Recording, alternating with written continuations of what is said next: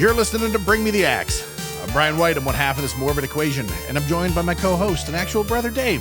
Hey, Dave, how you doing over there? Oh, thank you for asking. I'm doing all right. You know, I went to the movies last night. What'd you see?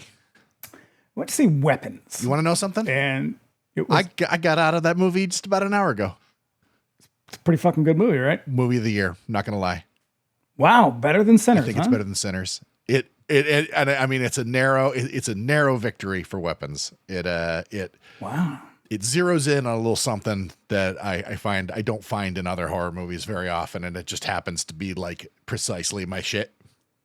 I think it was a very creative film. Not wholly original, but fairly original. I'm not going to give anything away, but I think everyone should go see it. It's really good. Yeah, just like when Barbarian came out and everybody was like, oh, you got to go into Barbarian cold. Go into Weapons cold. Don't look nothing up. Just surprise yourself. And seriously, don't even look at artwork, because I kind of I didn't have it ruined for me, but I was looking at, I think it was like the soundtrack, the record sleeve for the soundtrack, and it like has some shit on it that I was like, oh, I think I know what's going on here. But it didn't ruin it. I still very much enjoyed it. So I think everyone should go see it. But I don't go to the movies that often. I assume that social norms don't change quite so much. I have a feeling that I have a similar story to tell, but do go on. So here's the thing I do like about going to the movies with people, is that people will react. Maybe sometimes it's an outsized reaction to a jump scare or whatever. There were a number of those, and I got to tell you, every time it happened, I felt like it was very appropriate. Because there's a couple of really, really awesome tension release moments that it's like, oh shit, that was fucking perfect. Yeah, there's good comedy, so people are laughing, they're kind of jumping, they're yelling a little bit. It's a good time. Everyone's having fun. But there was like one or two people in the theater who, and you saw the movie, so it kind of does the loud, quiet thing. Yeah. And they would use the quiet moment to make a joke. A very loud joke, because I can only assume that they thought people had gone to the theater to hear their comedy routine. And yeah, they didn't. No, everybody was there to see the movie. So I don't know. Yeah. We had two people next to us who talked to the movie. Yeah. And to each other like the whole fucking time, like the entire time that he's pointed this out to me. And I was like, oh my God. Because at first I was completely ignoring them. And then when she pointed it out, I could no longer ignore it. And every time it happened, it was like, oh my God, just shut the fuck up, you guys. Like, do you realize where you are? And then when we left the theater, I saw them getting into a Cybertruck. So it just, okay. it just makes sense. I mean, but like, I don't know if the same was true for these people, but like the people in the theater, our theater, were like yelling, like, oh no, like it wasn't Mystery Science theatering the movie. No, it wasn't like that at all. It was they were just having their own little like oh, is she gonna die? No, this was like straight up yelling at like making zingers until finally people were like, just shut the fuck up. But multiple times. They had to say it multiple times. You'd think if you were publicly called out and shamed in a movie theater for doing something, you'd stop doing it. A friend of mine used to do that every single time. Hated going to the movies with him, and we and got to a point where. Wait, which friend was this? I think I can guess. Okay, yeah. And we went to, I think, what was it? I can't remember what it was. One of the last times I ever went to the movies with the guy, and he fucking just kept riffing in this packed theater. Now, admittedly, it was fucking The Mummy 2, The Scorpion King. But still, shut the hell up. Yeah, like people are trying to watch a fucking movie. Because I'm sitting next to the guy, just like crawling deeper and deeper into myself. I'm like, God, no. Like people were just like, will you shut up? And he kept going. And then when it got done, I was so fucking mad at him. I mean, why would you keep going? I don't know. What? Who does that? Just people who can't take a fucking hint. No, look, I know nobody listening to this would do anything like that. They're far too classy and graceful. But on the off chance that you've stumbled upon this show and this is your first listen, do not go to the movies and start making jokes real loud to try to make other people laugh. Yeah, they didn't go there for you. Got some news for you. Ain't funny. You're not funny. It's no, really funny. I mean, everybody, all of us, we are always about 20% less funny than we think we are. And that's baseline. Also, June Diane Raphael was in that movie.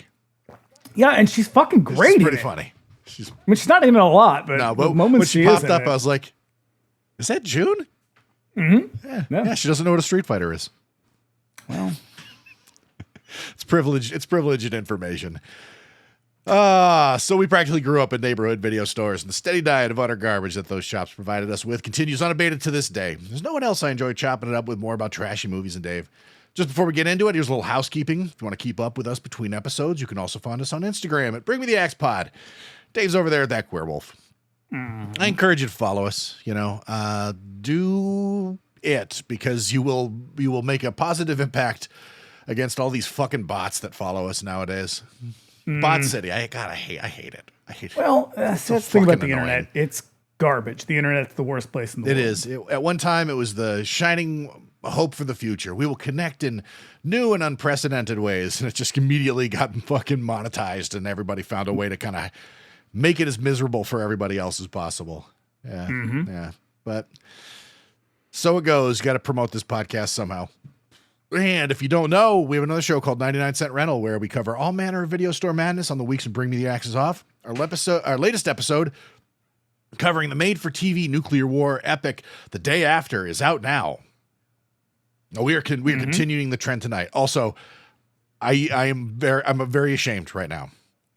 What, because of our last episode. AP Strange informed me that when we were talking about the Goots, we failed to mention that it was the Stonecutters that made him a star. That's true. I've let you all down, and I apologize. It does seem like a real obvious thing. Did we? Of all references. How did we miss it? Made like 100 other ones. Yep. That one is out now. We'll be back next week with a look at a real stupid palate cleanser. This House Possessed. So good. It is so I'm good. looking forward to it. The hype is growing. It's up there. After we watched this the other night in the Discord, I had to make sure everybody who was with us, there's a couple of people watching, and I was like, guys, don't worry, we're not doing this shit again next week. Dave tells me the next one's real stupid. Oh, it's so fucking dumb. So it's got was it Parker Stevens? Was Parker Stevens one of the Hardy Boys? Yeah. Yeah. So Parker Stevens is in it. Elizabeth Eilbacher. Oh shit. Is in it. It's a real like cavalcade of stars. Well, I mean, Slim Pickens. If you think Slim Pickens is a star, then yes. Yeah. Yeah. You can also contact us directly. bringmetheaxepod@gmail.com with any questions, comments, or suggestions. Do let us know if there's a movie that you love, would like to hear us give it the business. And if you'd like to support us on Patreon, you can look us up over there at patreon.com/bringmetheaxepod. There's a couple of tiers you can join there. Subscribers at the $5 a month tier can look forward to our bi-weekly X-Files rewatch pod. Do you think I'm spooky? We're almost there. We're almost through this kind of rocky first season. Thank God. Yeah, we're almost there, guys. Our monthly Bring Me the Axe Millennium Edition is out now as well, a bonus episode in which we explore a modern horror movie. Our latest episode just came out. It's a look at 2008's Pontypool. Yeah, Canada. We're Canadian. going up north. It's a movie that leaves us quite conflicted. Yeah. Because it's half of it's really awesome. Right. Yep. And then there's also my bi-weekly DJ show, Radio Free Haddonfield. In the weeks when Do You Think I'm Spooky is off, you can expect a surprising mixtape of everything from rock to disco to punk over there. You know, it's a lot of music, a little bit of DJ chatter, some fucking goodies in between the songs. You know, it's a good time. And also, all Patreon subscribers, even the free tier, get access to our Discord server. Paying members get access to additional channels, voice and video chat, and the watch parties option. Come on down on Friday nights and watch horror movies with us. Mm-hmm. You know, get in front of you. What we do is Monday's episode, we watch it on Friday, so y'all can kind of get acquainted with it. There's a little bit of chatter. It's friendly. It's easygoing. It's fun. Once again, that's patreon.com/bringmetheaxepod. And last, give us your money. Give me your money. Rain down upon us with cash money. Mm-hmm. Yeah. And lastly, if you like what you hear, you can subscribe to us wherever you get your podcasts. We're also on YouTube. Search us by name and subscribe if you prefer to consume your podcast that way. And you'd be doing us a favor by leaving us a 5-star review on Apple Podcasts and Spotify. So I don't know what to tell you. Get to it. Yeah. Takes but a moment. I do know what to tell you. Please do it. Yeah. Please go and do it. Yeah, takes but a moment. If you're listening to this on, Apple Podcasts, just scroll down the little page there a little bit and hit that review button. That's so important. You know, and you don't even have to like leave a written review, though we do really appreciate that. Just give it the 5 stars. Same thing on Spotify. Do that. Just, review it 5 stars. And, if you feel so inclined, comment on the episode. That would be nice. Yep. You could tell a friend. You could share it on social media. The cesspool that is social media. Yep. You can share it on the Instagrams. You can tell people about it on the TikToks. You can, that's still a thing, huh? God, if you fucking using Threads, what's Threads? Threads is Instagram's version of Twitter. Oh, no, thank you. Maybe you're using Blue Sky. Maybe you use Facebook. God help you. I hope you're not still using Twitter or whatever the fuck it's called now. I kid. I know what it's called. I'm not going to say its fucking name. You keep Twitter's name out your fucking mouth. And if you listen on YouTube, do us a favor, give the episode a like and leave a comment. We love hearing from you guys.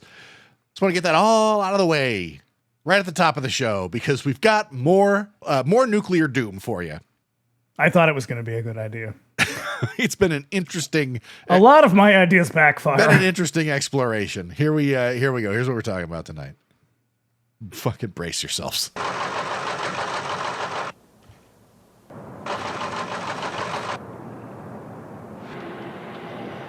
The United States government has been forced, reluctantly, to take action to safeguard what it believes are legitimate Western interests in the Middle East. We are confident that the Soviet Union will take note of our resolve and will desist from its present perilous course of action. There's growing evidence overnight from scientists and observers in many countries that there have been 2 nuclear explosions in the Middle East. In response to today's news of the outbreak of hostilities between vessels of the United States and Soviet navies, the Ministry of Defense has announced it's sending more troops to Europe to reinforce the British commitment to NATO.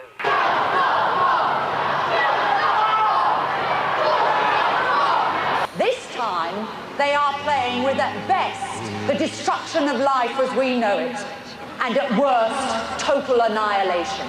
You cannot win a nuclear war! The time has now come to make everything ready for you and your family in case an air attack happens. When you hear the attack warning, you and your family must take cover at once. The most widespread danger is fallout. Quite good. attack warning red. Attack warning? Is it for real? Attack warning? It's for bloody real. Is it? You can't just do a face like that. Go get a titty sign or something. Come on, quick, get down!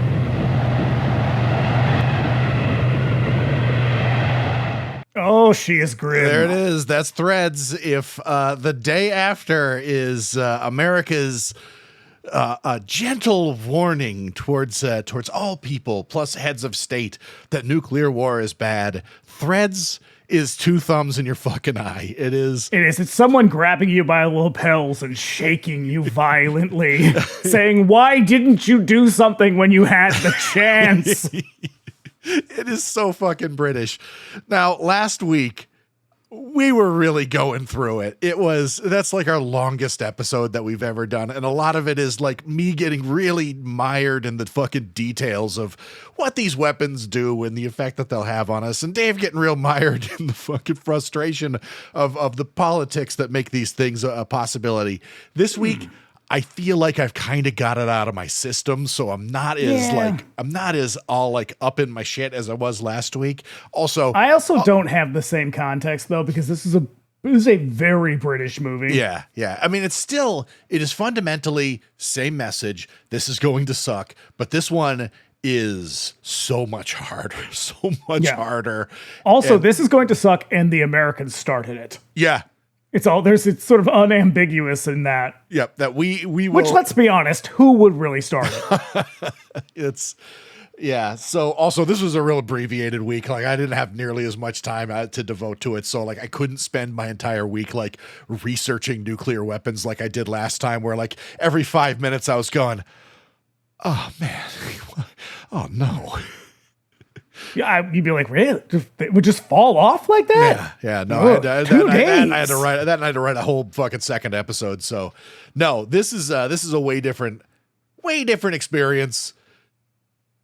Still vastly more intense, more grim and dour and just pessimistic and nasty. I'll tell you what, though, I appreciate that. I do too. And if you're going to fucking do it, if you're going to make a statement, then make a goddamn statement. And I believe Mr. Mick the Bodyguard Jackson has done that very thing. Yeah. And what's funny is, like, you had mentioned it I think in the last episode, that the impetus for making this movie was he couldn't believe that somebody made a sort of like theatrical filmed version of this. Yeah.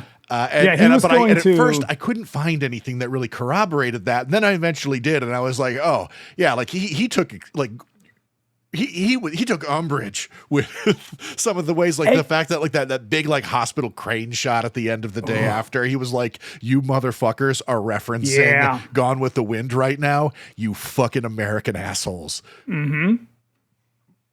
Yeah, I appreciate. So the way the story actually plays out is that they had gone into production already on this movie, and then he found out that some ABC or whoever was making the day after, and he was like, fuck it, should we really do another one? Right, because this movie had been in production almost as long as The Day After was, which was it started production in 79. I think that this one kind of went into it around the same time, because like things were definitely escalating in the world of East versus West, sort of political tensions, and so like I think the writing was on the wall for everybody, and certain unambiguously political parties were like, we gotta at least get the fucking word out that this is gonna suck, and how else do you do that but with a fucking movie?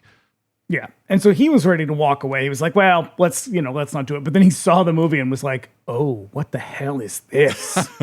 Yeah. How dare you?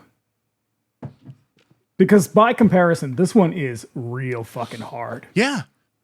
Yeah, like at the end of The Day After, a title card comes up that says, oh, by the way, it's actually going to be way, way worse. Like that movie, as grim and intense as it is, The Day After pulls its punches significantly, and Threads thought that was insulting, apparently. But also, in fairness to The Day After, the BBC and British television sort of broadly does not have the same censorship that American television does. Yeah. So they are able to get away with a lot more. Yeah. Especially the hour that it was on. So it's like, yeah, it's a little bit like The Day After is a softer movie, but it's like that's because they could not put that shit on television. Yeah. In the US. And hey, Americans are soft and squishy people. Very, very frightened. They're constantly looking out their windows. We will start an atomic war, but we don't have to watch one on TV. Yeah, so let's talk about it. Mm-hmm. So the year was 1984. Greatest year for music. Fucking A, year of our Lord. So here are some other post-apocalypse movies released in 1984. Have you ever seen When the Wind Blows? I have seen part of it. I've never seen the whole thing. Yeah. It's an animated film. It's British. Animation. I want to like animation a lot more than I do. Yeah. This one, like all the animation kind of looks like the characters from like fucking that's comic strip Ziggy. Ziggy? Yeah. You have a Ziggy tattoo? Yeah, it all looks a little bit Soviet to me, which is kind of, I think, ironic. Yeah. And the whole thing is that they are they're sort of in denial about what's happening around them, and I think the whole thing is really sort of a send up of the UK's war preparedness, which this movie also skewers the shit out of. Because in 1982, there was a sort of an expose of something called War Plan UK that made it to sort of, groups of like atomic scientists who were like, you think this is how you're going to make it through this war. And it's like, dig a trench in your yard and put a board over it, cover it in dirt. When the bombs come, it'll protect you from the fallout. Or like make a lean-to in your bedroom with like, that's like some insane prepper bullshit. It really is. But it's like on a budget, like I got $25 to survive this nuclear apocalypse. Like, well, do you know the story about how the story about how America became flooded with guns? Yes. Yeah. The guy. I think I may have told that. Basically, the guy who went to post-war Europe and literally bought them all. Because all of those countries, and especially the UK, had like no military infrastructure left. And so they had like no arsenals. They had nothing. And so it does seem a little funny to be like, well, we're going to survive this war. And it's like, all you have is like a handful of rusty rifles from 1938. Yeah. Yeah. And you're digging trenches in the backyard. Like nobody's going to survive. But I think I firmly believe that everybody kind of understood that if this were to happen, there was nothing you could do. Like the best you could do is try to keep people calm enough that things weren't made worse by like riots. Like the very presence of these weapons and the sort of very visible political tensions didn't just turn people into like hysterical mobs who just like did a January 6th every Monday, Like I don't think anybody truly believed that hiding under your desk at school was going to keep you safe, but it kept children from being absolutely petrified. Yeah. Yeah. Well, I don't know if it actually did, but yeah. Also in '84, Night of the Comet. Oh, I've heard of that movie. I like it. Yeah, we just did it. Mm-hmm. Just did it not that long ago. Go back and listen to it. Also, The Terminator, which is about 50-50 apocalypse movie. Yeah. Plus, I think the second one, maybe more so. Yeah. Plus, it has killer robots. There's also second one's going on the list. There's also Sex Mission. I've not heard of that. It is a Polish satire of state communism made behind the Iron Curtain. Dear God. Yeah. Deaf Crocodile's probably got it. Oh, no. Vinegar Syndrome. Okay. Last year. Yeah. And then lastly, Nausicaa, Valley of the Wind. Also animated. That's Miyazaki. Oh. Yeah. Miyazaki was someone who I'm always like, I think I like his movies. And then I watch them and I'm like, God damn it, he's talented. Yep. Even when he's like, I'm going to retire. And then he's like, okay, I'm not really going to retire. Here's my half-hearted effort. And please, it's like, please let me make this movie. I have so much whimsy Christ. left in me. I would say none of his films are really whimsical. Yeah, like so much fucking whimsy and like My Neighbor Totoro and Spirited Away and what's the fucking one with the fish? I can't remember now. Ponyo. Yeah. Ponyo. Yeah, he's got whimsy. It's like real fairy tale shit, but also I love those but also movies. a real heart of darkness in all of them. Yeah, I mean, when you lived through World War II in Japan, yep, it's tough. Yep. Our director is a man named Mick Jackson. The Bodyguard. Yes, he's a documentary director from the BBC and Channel 4. This was his first feature breakout.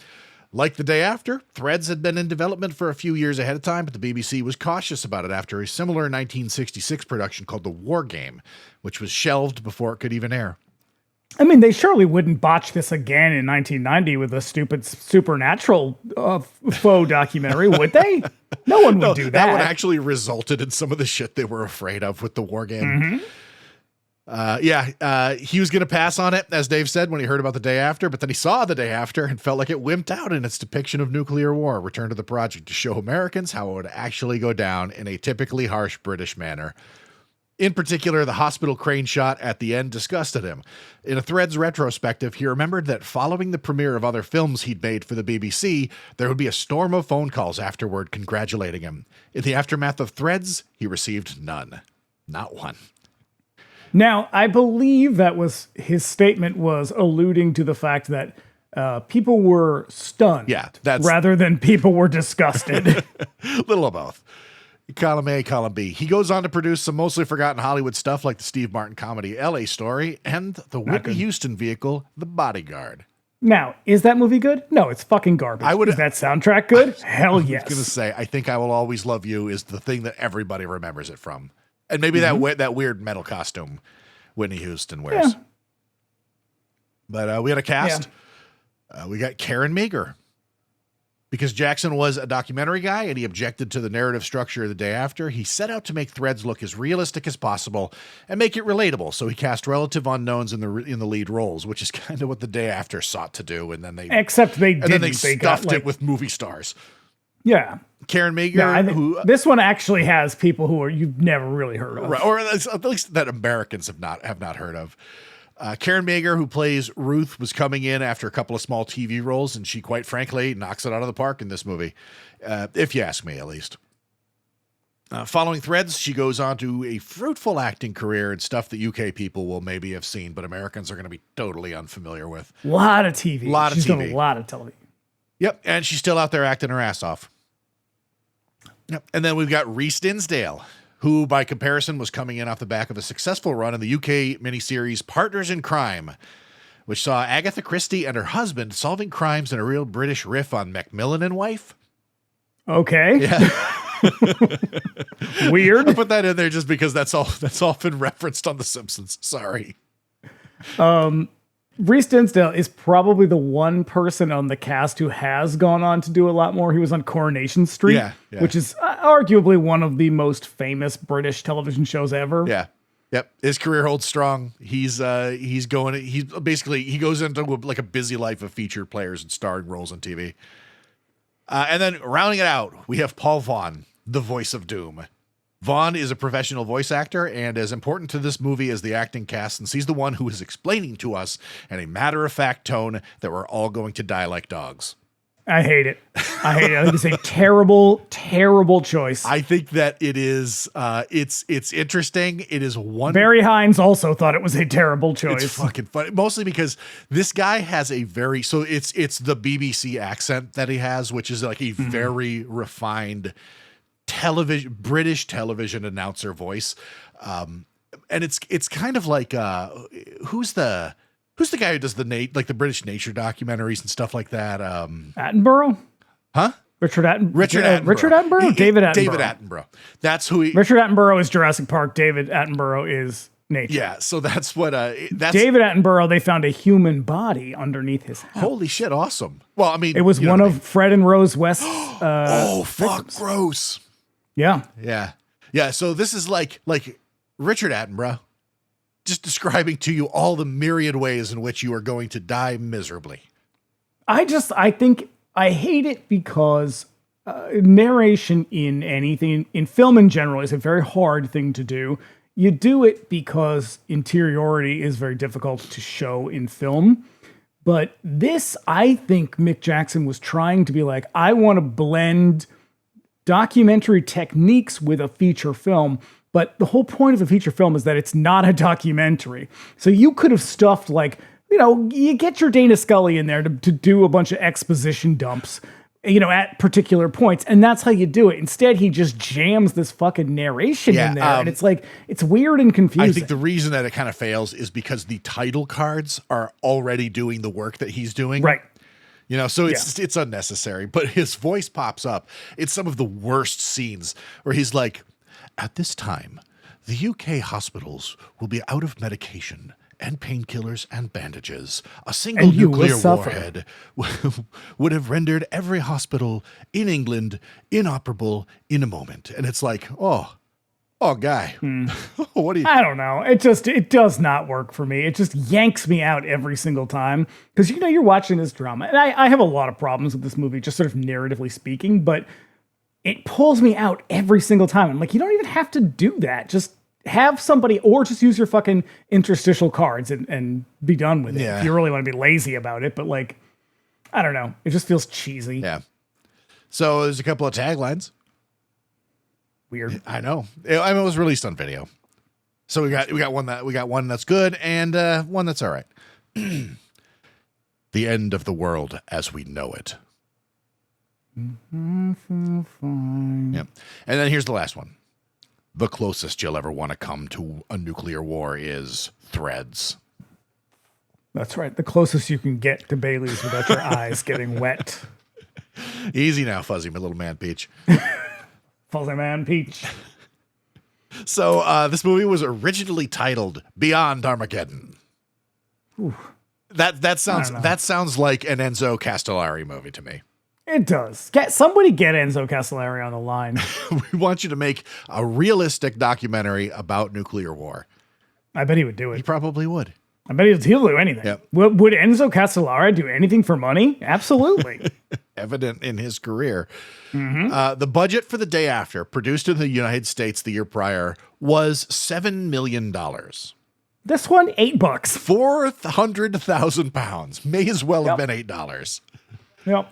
And I do want to say, before we get into any of this, I watched this on Tubi. Oh, shit. And the commercials kicked in at the most hilarious and awkward moments. Like someone's face is like sloughing off onto the ground and it'll be like, do you hate making salads? Have you were there any ads in the middle of the sort of like nuclear attack scene? Because I would imagine Not that like quite there. buildings falling down and shit like that, and it's like Limu Emu and Doug. But it was basically that. Like that was the situation I was in. It's awesome. So Mick Jackson and his writer, is it Barry Hines? Barry Hines. Yeah. They attended a state-run training course for post-war reconstruction after the film was made, because UK was like taking shit pretty seriously, and they had programs for this sort of thing. And so they were like, let's see what the government actually like intends for, how will we recover from this? And they got this in exchange for the Home Office receiving a advanced screening of the movie. The Home Office couldn't believe what they were being shown. They considered it a grotesque exaggeration that was going to lead to a panic. So keep this in mind when you see people in the movie referring to readiness and preparedness plans that are being published in the newspaper. Downing Street really thought that this would be like the Blitz and that you could just hide from the destruction behind a mattress.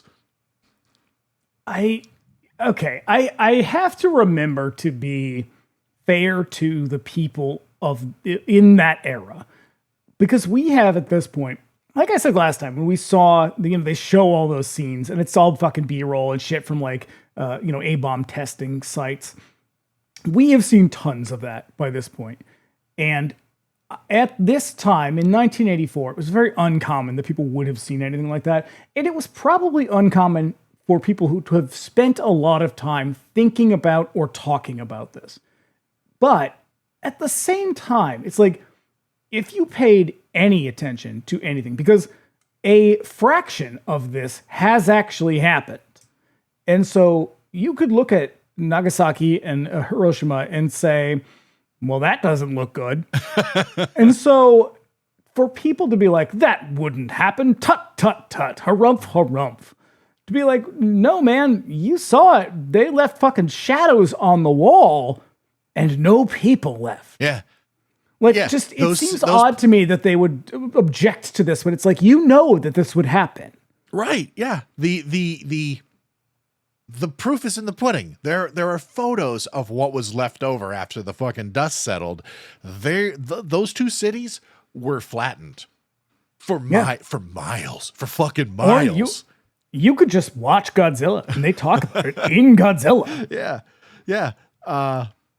And those are weapons that were like a tiny fraction of the destructive power of modern weapons. So yeah, I just feel like there's a weird amount of naivete involved in a lot of this, where it's like, would that really happen, Papa? Like, yeah, of course it would happen. What the fuck do you think these things are? Yeah, I can only fucking speculate, but I think a lot of it really was just there was a denial, like even among people who had the information, that like, if this happened, like life as we know it was over.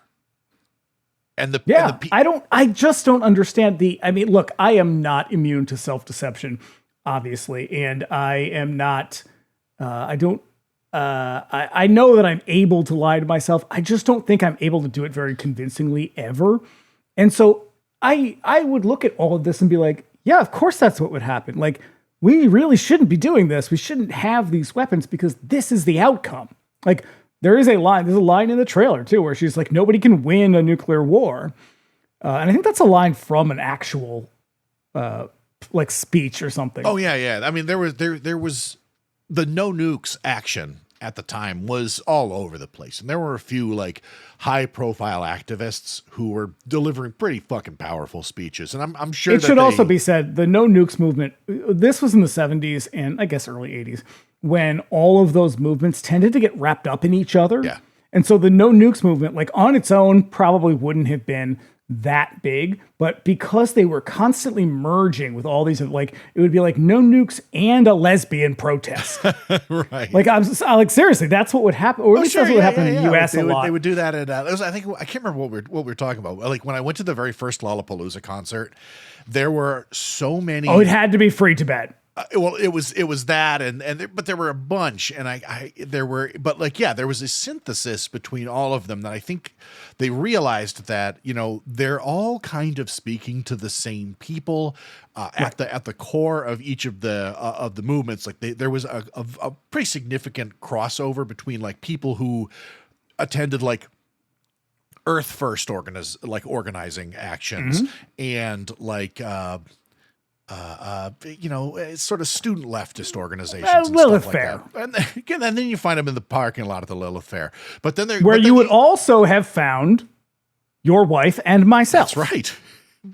But each one also had like outliers who were close enough to the normies that they could sort of deliver the sort of extended message of all of the kind of affiliated and associated groups as well. And so I guess that was all to say that this stuff had a big platform. And also that you were at the Lilith Fair. Yes, I was also at the first Lilith Fair. With my wife. With your wife. But this stuff had like a huge platform. And so I find it very hard to believe that anybody could walk into this and be like, no, this would never happen. Like, I'm so bad at trying to convince myself that things aren't terrible. And I'm generally just sort of a cynical person anyway, that I expect the worst from the world. And so to be like, well, yeah, of course people would die. Like just objectively speaking, it is a fact that lots of this stuff would happen. But then all the other stuff, the kind of marauding, if you will, that happens afterwards, like I just assumed that would happen too because people are fucking monsters. And so for everyone to be like, well, you can't show this. This is not very hopeful. It's like, yeah, it's not supposed to be hopeful. It's supposed to be a fucking warning from someone who's like, here's a sobering message about this shit. And I think that's one of the things I appreciate about Threads versus Day After. We're going to be doing a lot of Day After Threads comparisons, but I think one of the things I really like. The most peculiar thing about this movie is how it seems to mirror the story of The Day After, but in ways I have a lot of thoughts on that in ways where it diverges at moments where like Mick Jackson and Barry Hines were like, fuck that shit. They would have shot Steve the moment he opened the fucking door to the basement, you know? But I like that the Day After is so typically American in its sentimentality and its romanticism for like a hopeful future. Yeah, also, like I know you don't. This movie did put me in a sort of pensive state where at the end of it, I was like, I think I really was kind of like lying to myself, and that The Day After does actually end on a note of hope springs eternal, which is fucking bullshit given that movie's tenor. Yeah, by the end of this movie, they're barely speaking English anymore. Right. Literally. Like, it's like, I appreciate that they don't try to be romantic and sentimental about it. No, this movie is ugly and bludgeoning all the way through. And I think that if you're going to make a political statement, that's what you got to do. You either make a statement or you make a movie. And The Day After is a movie, and this one is a statement. So Jackson consulted with experts in the U.S. and England to gather as much data as he could to portray as realistic an outcome as possible. And this is Carl Sagan. Yep, with Carl Sagan, as a matter of fact. This is the first, which is why Sagan leapt at the opportunity to actually include nuclear winter in one of these movies because they did not approach it in the last one. He wrote the paper that a lot of this shit is. Yep. Well, he co-authored the paper with James Pollock. Nuclear Winter, Global Consequences of Multiple Nuclear Explosions is what it was called. You can look it up. So that's why they were the go-to people for this. The escalation scenarios and war statistics were derived from the extremely detailed book Doomsday, Britain After Nuclear Attack by Stan Openshaw and Philip Stedman. And then the laughable public readiness measures were sourced from the declassified document, like I mentioned earlier, War Plan UK, which was a collection of documents of recommended measures for people to take before, during, and after a nuclear attack. That won't actually do shit. More on that later. And a lot of it also came from something called Project Square Leg. Yes, I got a look. Square Legs coming up next. Yeah. Or actually, I think I have it a little further on, but this is one of my favorite bits here. So in the same way that Lawrence, Kansas was like, oh shit, yes, come in here, make a movie with us, like mess us up, like make us look miserable. We cannot fucking wait. They did the same thing in Sheffield, and the people of Sheffield were probably like less enthusiastic about it because it's England, but still, like a lot of people in Sheffield were like, "Fuck yes, let's do this." And so, I mean, look, if you live in Sheffield in 1983, what do you have really? you've got smog, you got 3 kids, you got unemployment, mining strikes, and Thatcher. So after it was finished, the production screened the film for 500 people in Sheffield, where it was shot, featuring lots and lots of extras from the city. Producers have since said that the production was a lot of fun and people had a blast. Yeah, everybody. Like I was reading stuff from some of the actors, like the main cast, who were like, it was so much fun. Everybody was having a great time. Like there was laughing and joking. Yep. And I don't remember if I read anything like that from the day after. But no, but when we read that, like it was all like just a lot of people who were like, yeah, it was cool. We were making a movie. Yeah, you're making a fucking horror movie. Yeah. Like, and I think that's one of the other things I appreciate is that this is actually a proper horror movie. Oh yeah, it's why this is the one that we picked for Bring Me the Axe. Yeah, it was like all these regular people came out for their shot to be in a movie, and then they went back to their regular lives. So yeah, they stare straight down the barrel of the camera most of the time. Vibe on set was good times. When they screened the movie, all you could hear was the same people crying. Yeah. Nice. So it was broadcast once on BBC Two in September of 1984, and then once again the following year on BBC One to coincide with the 40th anniversary of the bombing of Hiroshima and Nagasaki. Like the day after, it was a ratings monster, though watched by significantly fewer people in the UK than the day after in America. It was the most watched thing that week by a significant margin. Well, again, to be fair, there are just significantly fewer people in the UK than there are in America. Right. Ted Turner was so moved by it when he saw it that he insisted on running it on his TBS network, but he couldn't find sponsors for it, so he ran it without ads at his own expense. Do you think it was? I bet it was Jane. What? Jane Fonda. Probably. She was the one who probably. She was like, so Teddy, you got to get this one, but. Yeah. It then followed that numerous PBS affiliates, including WGBH in Boston, where I saw this movie as a child. Yeah, this has been on in the US a lot more than it has ever aired in the UK. To the best of my knowledge, it was on once in TBS, and then a PBS affiliates ran it at different times, but it did after that, it kind of goes silent. And the movie, I believe, ran one more time in England in the 90s before it sort of. This is aired 4 times total in the UK. Yeah. And then and then it just sort of sat. You could rent it on video. And then it just like never kind of got picked up for like later home media purchases. Cause seriously, who the fuck wants to own this movie?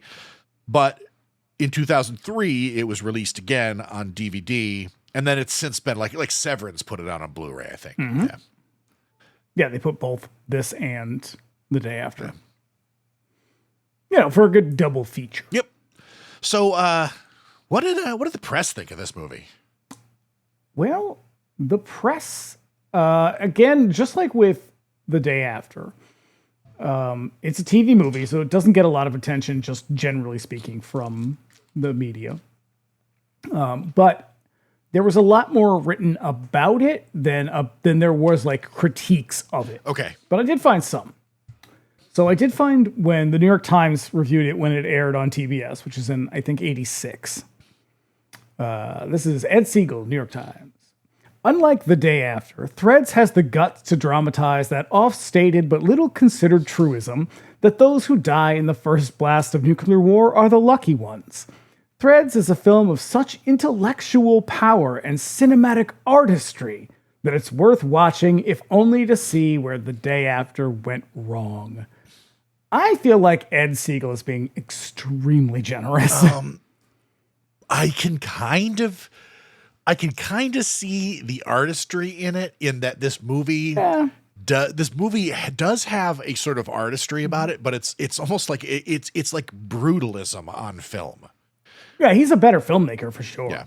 Here we have, this is the Times of London, of England. Perhaps you heard of it. Old foggy London town. Old foggy London. Let's put pin in foggy, because we're talking about foggy in a little bit. What are we supposed to do with a program such as Threads once we have mulled over its aftermath projections? It pounds into us the message that our world is a fragile one, held together by delicate social and economic webs, which you might call threads? Yeah, well, that is why it's called that. Which, once destroyed, are all but irreplaceable. But, however well-intentioned the effect is the same. To insert a hopelessness into the conduct of human acceptance that the continuity of our civilization can be erased at a moment's notice. And, perhaps the worse, the conviction that our children are hardly likely to be relieved of the same burden of dread. This review hated this movie. Wow. Like, this guy, Brian Appleyard, fucking hated it. I wonder if it, because there are some reviews that I saw, contemporary reviews, that were definitely colored by the publication's political affiliations. Because like newspapers in England, like in the United States until fairly recently, news outlets at least kind of put up a facade of having a kind of neutrality about them. I don't know. I saw not the fucking case in England at all. When I went through looking for the day after stuff, they are all pretty biased. I mean, it's a hard thing to not be biased about. Yeah. But and the last one is from The Guardian. Peter Fiddick. A combination of vivid dramatic techniques and the current scientific reassessments of nuclear warfare's unsuspected dangers make Threads likely to have a great public impact. Have a greater public impact than either War Games or last year's American blockbuster, The Day After, whose screening on ITV provoked the defense minister to make efforts at dampening its effects. So, I mean, it was a lot. It's all sort of like it's a little wishy-washy. I think because, what's his face? Mick Jackson has a little bit more gravitas than the other guy. Yeah. I think people were willing to give a lot of leeway, because here's my assessment of this movie. And it is very, very similar to The Day After in that it starts out with, let's say, 45, 50 minutes of sort of mundane life, preparation, fear, anxiety, panic, and all this stuff. And that's kind of interesting. But then once you drop the bomb and it goes off, this particular movie, so this is true of The Day After to a slightly lesser extent, but this movie doesn't really have a protagonist, like a single protagonist. Yeah, it's kind of hard to call Ruth the main character. Yeah, nobody's really the main character. We're not really following anybody. And the problem with that is that when you're not following anybody, your narrative can't go anywhere. It doesn't have a journey to take. There's no arc to it. And so it really just kind of, it just unfolds until they decide to stop. It's a series of like tableau. Yeah. You know, where it's like where she just happens to be a sort of constant in the story. But yeah, this movie is much more streamlined than The Day After, where at the end of the movie, it's like racing to sort of tie up all of the kind of narrative loose ends. This one, we get her as sort of like the person who kind of takes us on a journey through hell, but it's not really about her so much as she's just kind of what anchors us in the moment.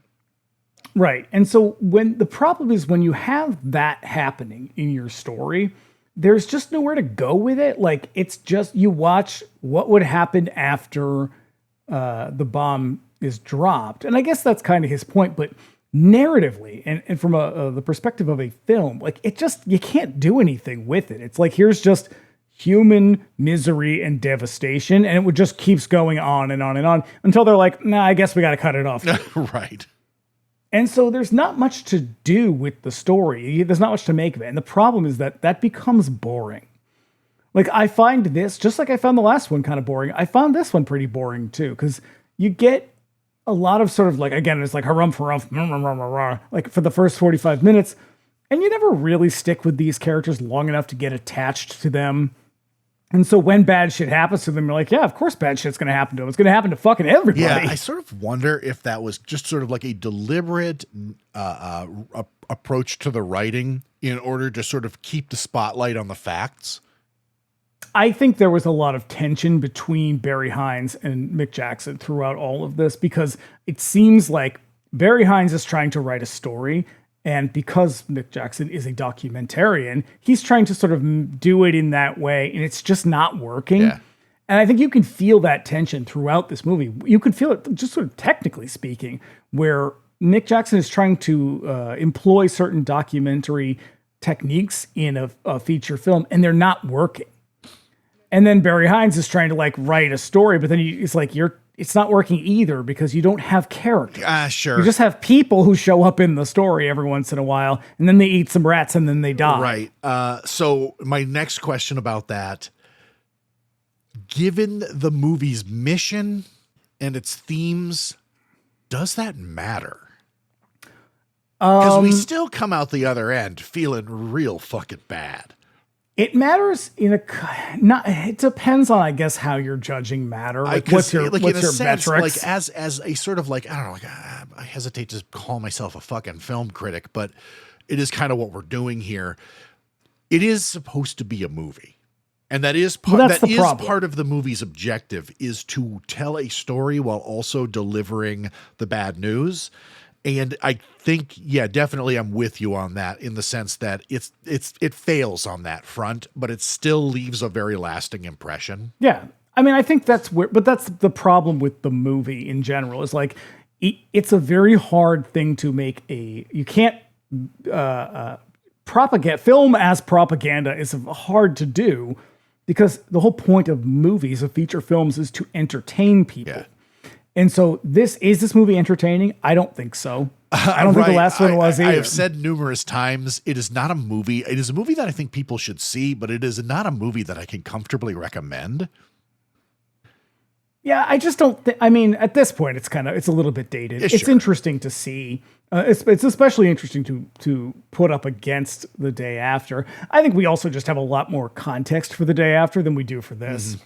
Though this is the one that I watch more often. Like, I've watched Threads numerous times. Like, the very first time I did it was for Cinema Suicide, and when I was done, I was like, I'm never watching that fucking movie again. And like a couple of years later, I put it on just because I was like, hey, remember how intensely bad that movie made me feel? Let's watch that again.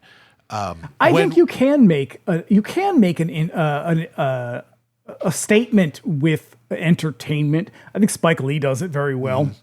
Yeah. Like, I do think it's possible to do it. I just don't know that, like, they're so caught up. I think you have to be of a single mind when you're doing that, because you have to be able to see both sides of it. Yeah, you got to definitely have a focus that I don't think most attempts in that in that mode. And I think they're also working against each other at a lot of points. I think, again, Mick Jackson is focused on making this statement about nuclear war, whereas Barry Hines is also trying to do that, but also he's trying to tell a story. Yeah.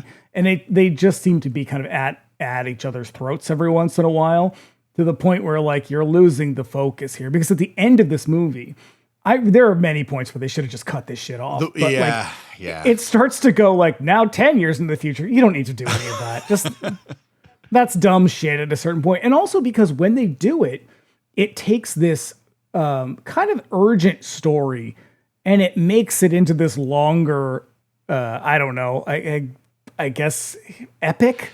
The place that it certainly ends at is definitely unnecessary. Like, I suppose that in a lot of ways it is fascinating that because children aren't really learning in the way that they are now, they're adults at a much younger age. They have this whole new language that they sort of like this patois that they kind of learn through just sort of communicating with each other urgently.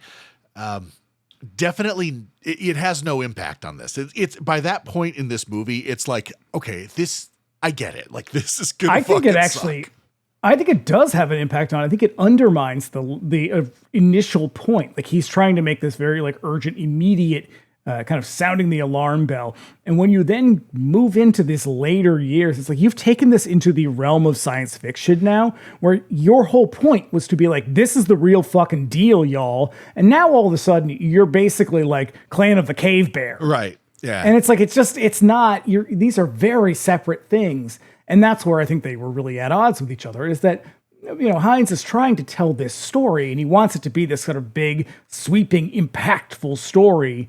And he's coming at it from a position of a fiction writer. Yeah. Whereas, here's this other guy who's like, I am a documentarian. I tell real life stories. I'm trying to tell a real life story that could happen any moment now. And like, they just sort of like meander away from each other at a certain point. And that's why, like, by the end of this one, I'm like, thank fucking God it's over. Yeah. So, shall we take a trip to hell? Take a trip to foggy London town. Oh yeah, what was I going to say? Is that foggy London town, everybody? That's not fog, it is smog. So, we open on a close-up of a spider weaving a web. A thread, you might say. A narrator informs us that modern society is connected by a fabric of threads. Everything relies on everything else. These connections make us strong, but they also make us vulnerable. That was pretty good. Yeah, thank you. Cut to Sheffield, England, 1984. Yikes. Thatcher's England. This is some real rough factory town bullshit. Young Jimmy and Ruth chill in his car as they watch fighter jets taking off out of the nearby RAF base. They look down over the city. Spring is coming soon. News. And he says, Jimmy says, I'm trying to make out where our house is. And my note is, it's probably somewhere down there in all that, quote, fog, unquote. News comes on the radio about unrest in Iran. A civil war seems to be taking place there. And they argue a bit. He gets out and grabs a flower from the lawn nearby and presents it to her as a peace offering. And then they have sex. Yeah, I think we all know where this is going. Yeah. The sort of flashpoint for the war in this movie, way, way, way more realistic, way, way, way more likely to happen than what was happening in the day after. Like their whole East German, West German thing is extremely unlikely. This one, way more likely, because what was happening at the time was we were several years into the Soviet occupation of Afghanistan.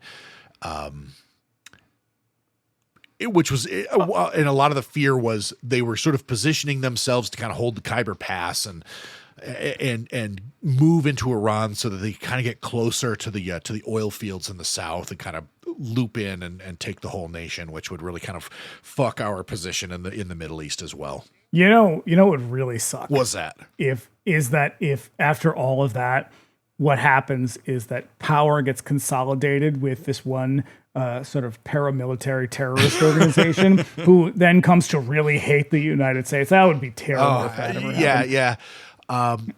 Then a couple of them board a plane. It's mostly Saudi Arabia, but yeah. I could. That's the Taliban. That's where the Taliban comes from, everybody. Yeah. I do appreciate that look at this as well. Because there is so much.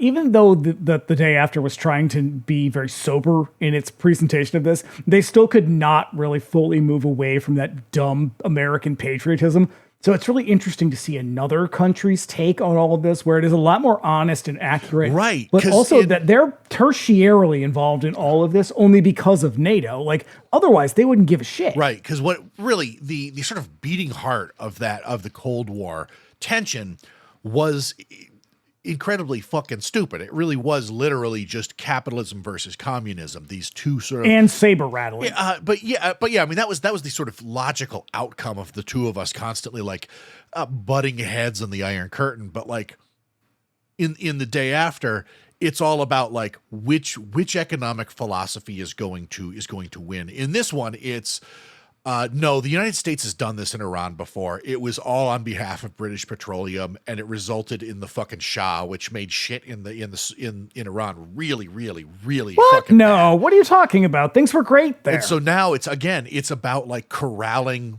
precious resources for a war that is, maybe gonna happen. That is once again started by the Americans. Yep. We're the fucking bad guys in every story. Yep. Because in 1979 we get the hostage crisis, which is how we got Reagan. Which is what completely transforms Iran to begin with. And I mean, also the entire Middle East by extension, like the Iranian Revolution, the sort of rise of the Muslim Brotherhood.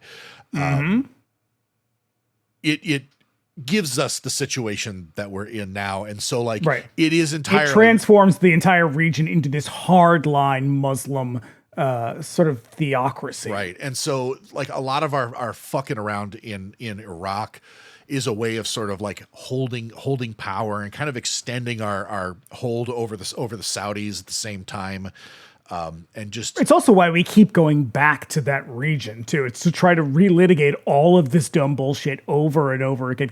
God, I hate this country. I know. And so yeah, in this particular instance, this war game that they're sort of playing as the flashpoint for the end of all things, this is way more realistic because it's just a pragmatic strategy for the Soviets to sort of push into Iran so that they could just like nab the oil. That the coup against the sort of new Iranian state was probably the mission of that coup, like that hypothetical. Again, my hackles are getting up again.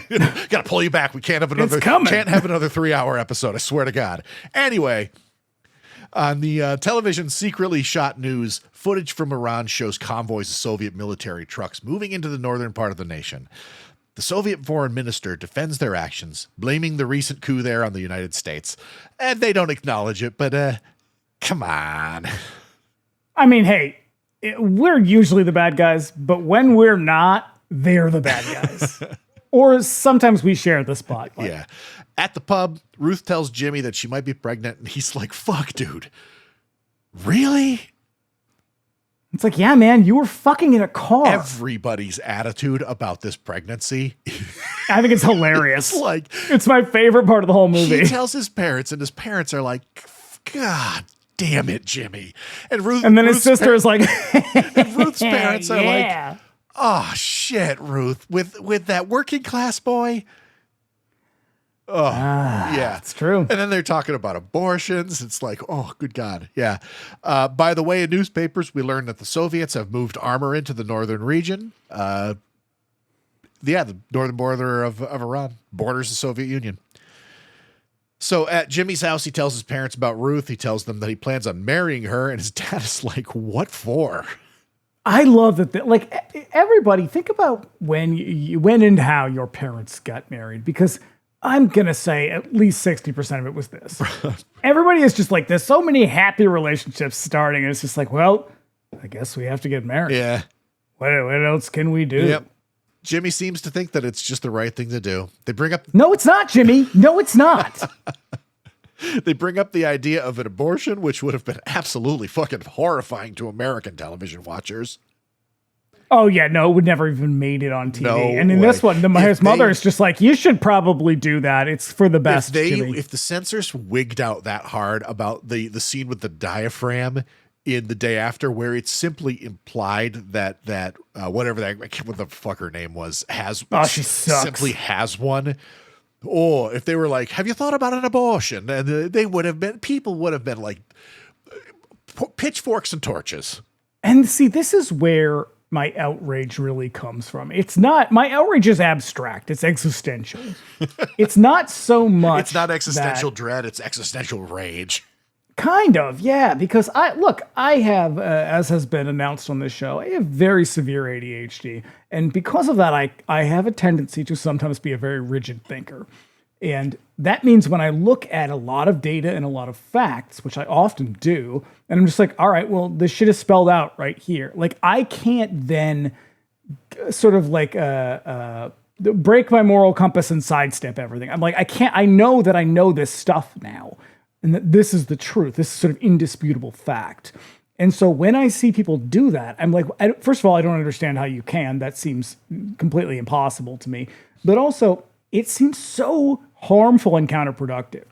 Whether it's, you can't get an abortion. You just have to get married now. It's like, no, you can and probably should get an abortion. If we weigh all the fucking facts, that's probably the best path forward. Like, that's the best strategy. And I know that shit gets really messy, but like, it's the same with how we get into nuclear war. It's like, no, this could never happen. It's like, every fucking time you assholes lie to yourselves, we either seem to be blowing up the world or blowing up a family.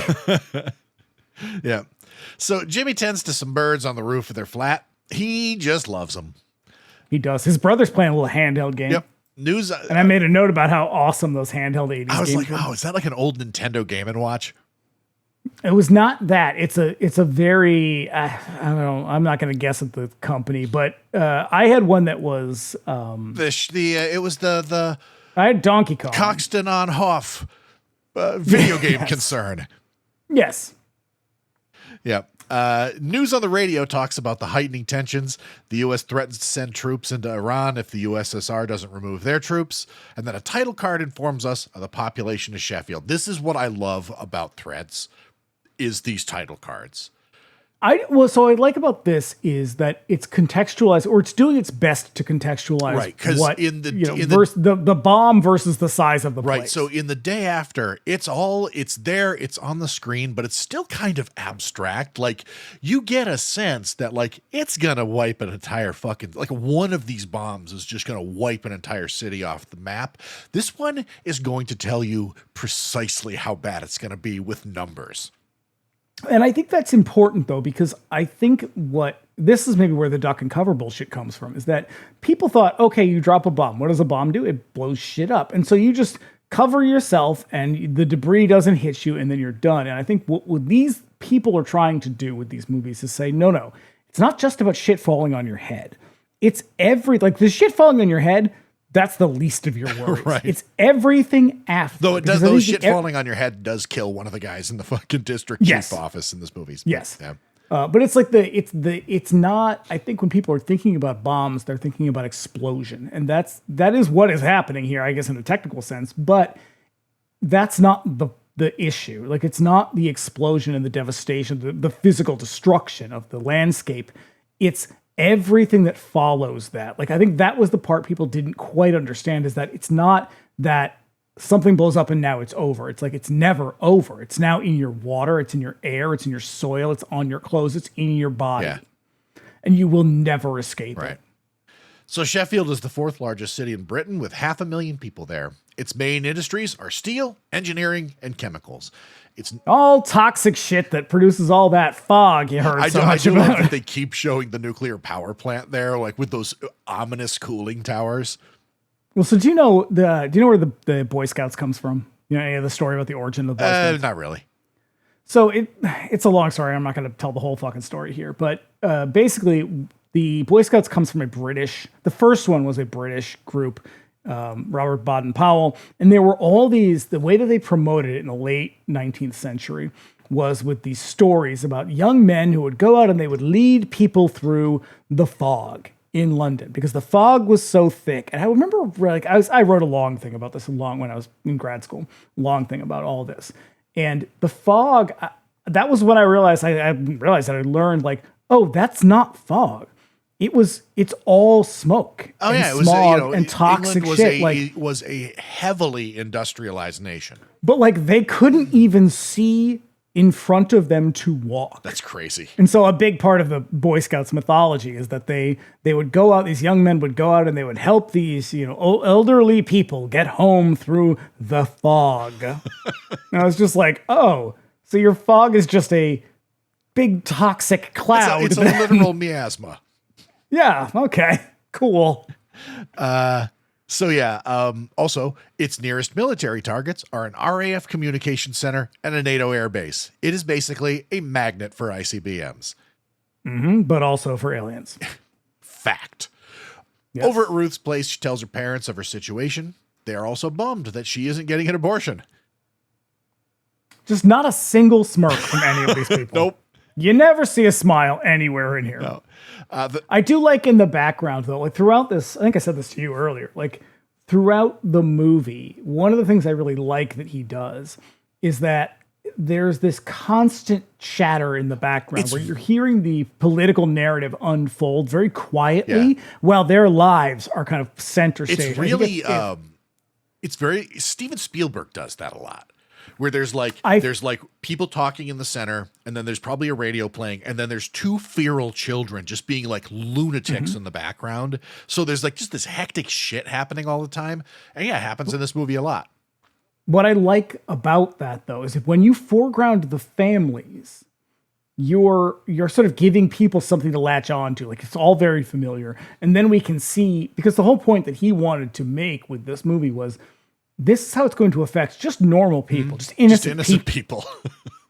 And so I think this is a really great way of being like, here's the, sort of the political, so geopolitical stuff happening in the background, and you'll see it. You'll catch little glimpses of it on the news. You'll catch glimpses of it on the paper. It's a very subtle way of keeping your story focused on the ordinary individual while this whole kind of awful tragedy is unfolding behind it. It's very clever. Have you ever read Fahrenheit 451? Yeah. So one of the great things about Fahrenheit 451, I think, is that when you get to the end, so you read this whole story about the firemen and the dogs and the burning and all this shit, and it's kind of this weird love story-ish kind of thing happening. And when you get to the end, you're reminded that through all of this, a war has been happening.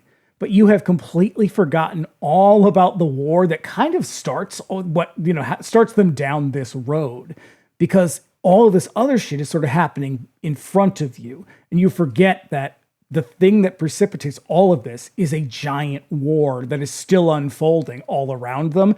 And they all are sort of so consumed by television and by whatever's happening in the streets and this sort of radical, the war between the radical and the police. And like, you only realize at the very end, like, oh, right, there's a war happening too. Yeah.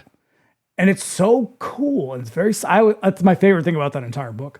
And I think that's happening here. And he's using it to great effect. It's a very neat way of being like, but people live. Like, we all have to just live while this shit happens. Because the whole point of the movie is that when this happens, we won't all die. People will have to keep going. And I think that's something that we see a lot in a lot of modern war movies, simply because, we've been mired in war for like the last, fucking 25 years. Is that these are wars. Thanks, Obama.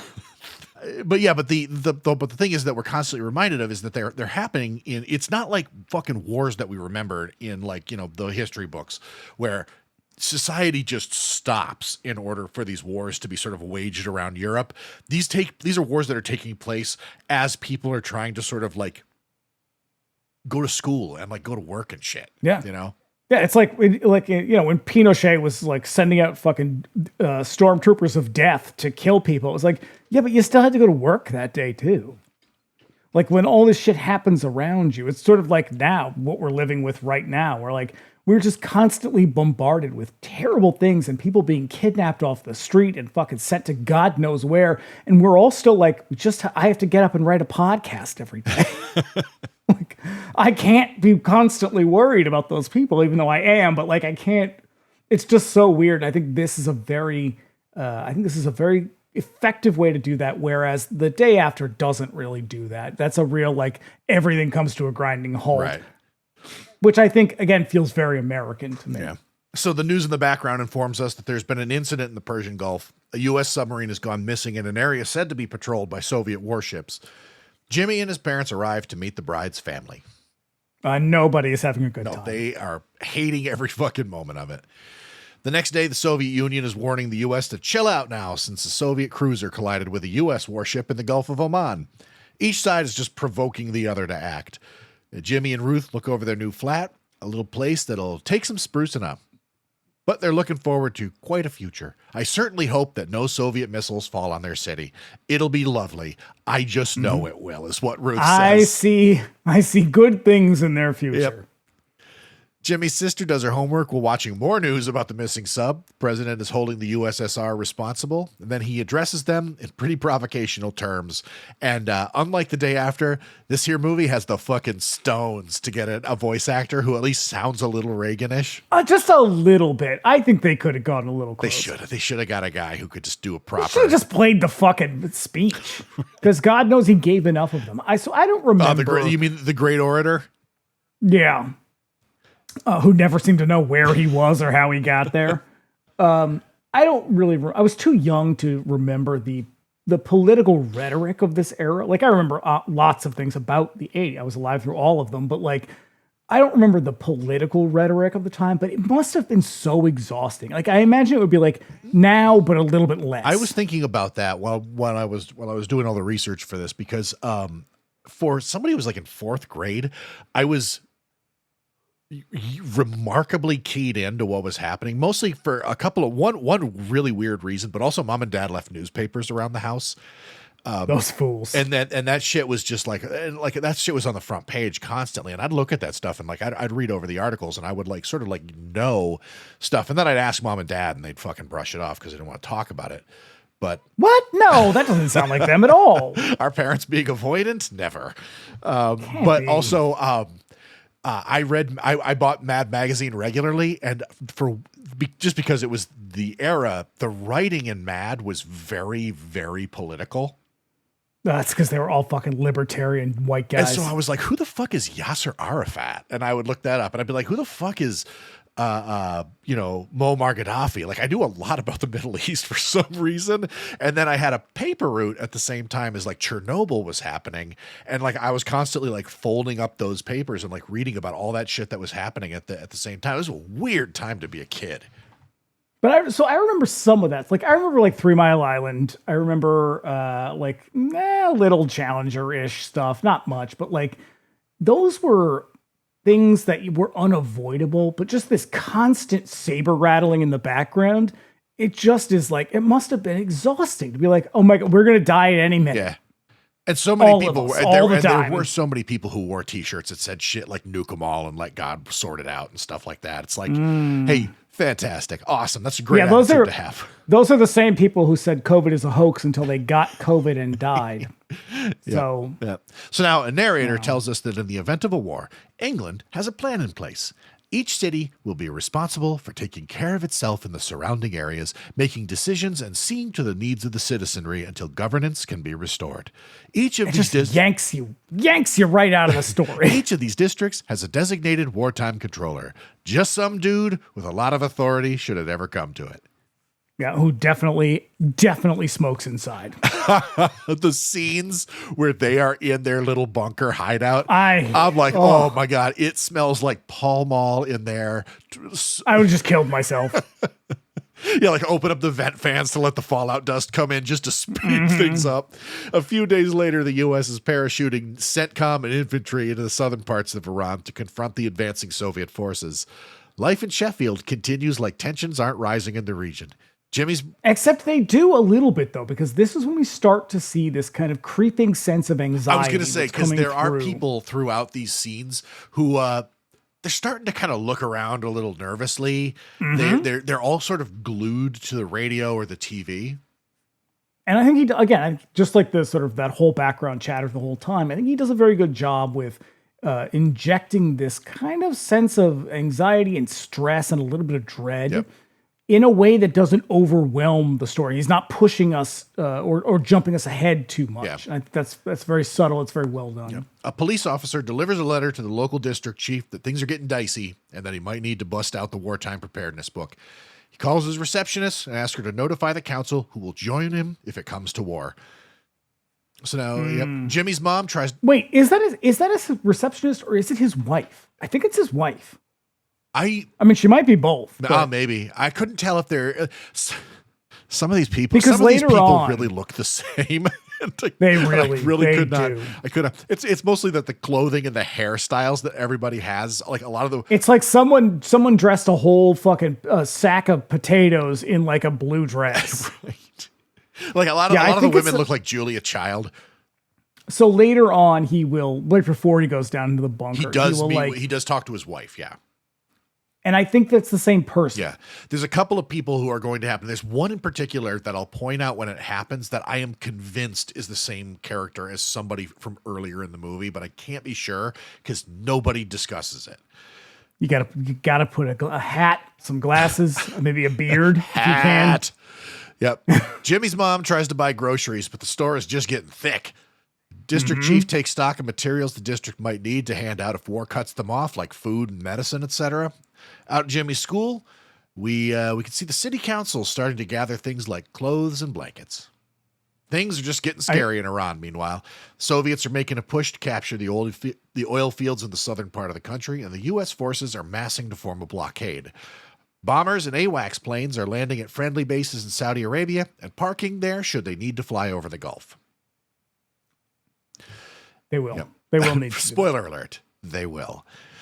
Jimmy talks to his dad about the work they're doing on the new flat as fighter jets take off out of the NATO base, presumably toward the Middle East. And his dad looks like he's is he planting carrots while digging with a carrot? Is that what's happening? See, this is what they don't tell you at school, is that carrots are great for digging carrot holes. Right. See, like the globalists don't want you to know this. And when you say globalists, you mean Jews. The globalists don't want you to know this, folks. Here's 5 easy tricks the Jews don't want you to know for planting carrots. As I was watching this, I was just like, is he digging with a carrot? And then I stopped and I was like, wait, how are carrots grown? Do I know anything about carrots? Because for all I know, this could be a totally fine way of doing it. If Bugs Bunny has taught me anything, it's that you can just yank them up out of the ground by the sprouts. You get yourself a nice carrot. You just eat it right there. I would. Yeah. Jimmy doesn't seem to think too much of what's happening here, and his dad thinks he needs to smarten up. Mm-hmm. Nearby RAF base, fittingly, we learn, is the base that the U.S. Navy uses to fly Phantom jets out of. Is this not where Rendlesham Forest? Is this not where Rendlesham Forest is? Sheffield's kind of in the north of the England. Rendlesham is, I think, a little north of... It's not... I had to look it up. Sheffield is like... It's kind of Midland. Okay, so it's up around like... It's a little north, it's up around it's mostly Birmingham and like those parts. Yeah. No, I think Rendlesham is sort of a little north of London. Okay. Yeah, correct me if I'm wrong, listener. But yeah, one listener. I'm gonna get an email that's like, you motherfucker, you're from Britannia. straight from the streets of Sussex they are. Fresh in your drink, governor. No, get out. These are sort of strategically important fighters. It's whatever, they can reach Europe. But it is a prime target to be properly nuked. It's 17 miles from Sheffield. As we cut away, we learn that the Bikini State is being changed to amber. What? The Bikini State. I mean, I know. Hey, it's the 80s, right? I know. You got to make it. I mean, it seems all gloom and doom. It could be nuclear war, but hey, it's a beach party, man. Mm-hmm. Now, Bikini State. What is the Bikini State? Was basically their version of DEF CON. Okay. This Amber State is like one away from Bikini State Red, which is basically their DEF CON 1. So they're at like DEF CON 2. Did you ever watch American Dad? A little bit, yeah. There's one episode where Roger, because he and Stan are best friends, and so Stan they're constantly like hanging out, and anytime Francine wants to join them for anything, they'll be like, "Oh, nope, can't, Francine. Things are at a status orange now." And he'll point to they have to go to work. Right, yeah. This is the same one where he buries her alive to keep her from telling Stan that he told her a secret. Nice. They're waiting for Bikini Status Red. At the old pub, Jimmy's drinking the night away with his mate when he... Ooh. And his friend is just like, what do you think of these two birds over here? And look, I try very hard not to comment on people's appearances. But my note is literally, God, these British women at the bar, yikes. I know. Yep, they catch the eye of a couple of lasses. Woo. News informs the pub, which goes silent, that the U.S. has accused the Soviets of moving missiles into its occupied base in Mashhad. Jimmy's mate can't be bothered. Nothing they can do about nuclear war, eh? May as well cheat on your girl and hit it with these two birds. I was surprised by that. They were just sort of like, he's out to sow his wild oats. The 80s. Narrative touch, because it's like, I kind of wanted to like Jimmy. He's got he's a hapless working class guy. In Jimmy's defense, he doesn't seem interested in any of this. Like, he's very consumed by the TV. But we do see him like kicking it with this lady in his car in like the next scene. Yeah, and my note says, this is literally how you got into this mess. Yeah, record scratch. You might have wondered how I got into this mess. Yeah. Prime Minister is, of course, over at Downing Street, taking up sides with the U.S. because that's the shitty relationship we had with Thatcher and the British government. Mm-hmm. Continued into the fucking 2000s with... She was a bad person. Oh, yeah. Fuck Margaret Thatcher. Yeah, she's real piece of shit. I'm glad she's dead. Cut to Jimmy's car. He's in the back seat with the lady as military trucks just busily drive by. A few days later, the U.S. has issued an ultimatum to the USSR, a joint withdrawal from Iran, but the Soviets have issued no reply. It's worth noting that they're massing troops behind the Iron Curtain. Mm-hmm. This is their chance to redeem themselves because of their lost masculinity. Hey, everybody, remember that this was all about lost masculinity. That's where all this kind of starts from for Russia. Really? Yeah. World War II, like the dissolution of the USSR was like a huge, like a sort of black mark for them. Like their power was diminished and they were no longer. Okay, that explains why so many like manosphere guys are like big pro-Russia dudes. Yeah. Okay. But on the streets, Jimmy and Ruth are looking nervous as hell as no nukes protesters march around the city. Unrest is growing. The British government locks down all airports and ferries across the channel. So you're stuck It is in nice England. to know. It is nice to know that there were just as many British people who were fucking stupid like the Americans when it came to their faux populist patriotism. Ruth, because these people are like, the no nukes people are just like, no, you don't seem to understand. We're all going to die. You go back terribly. to Russia. Mm-hmm. And that's the part I don't understand is like, this is your patriotism is not going to save you.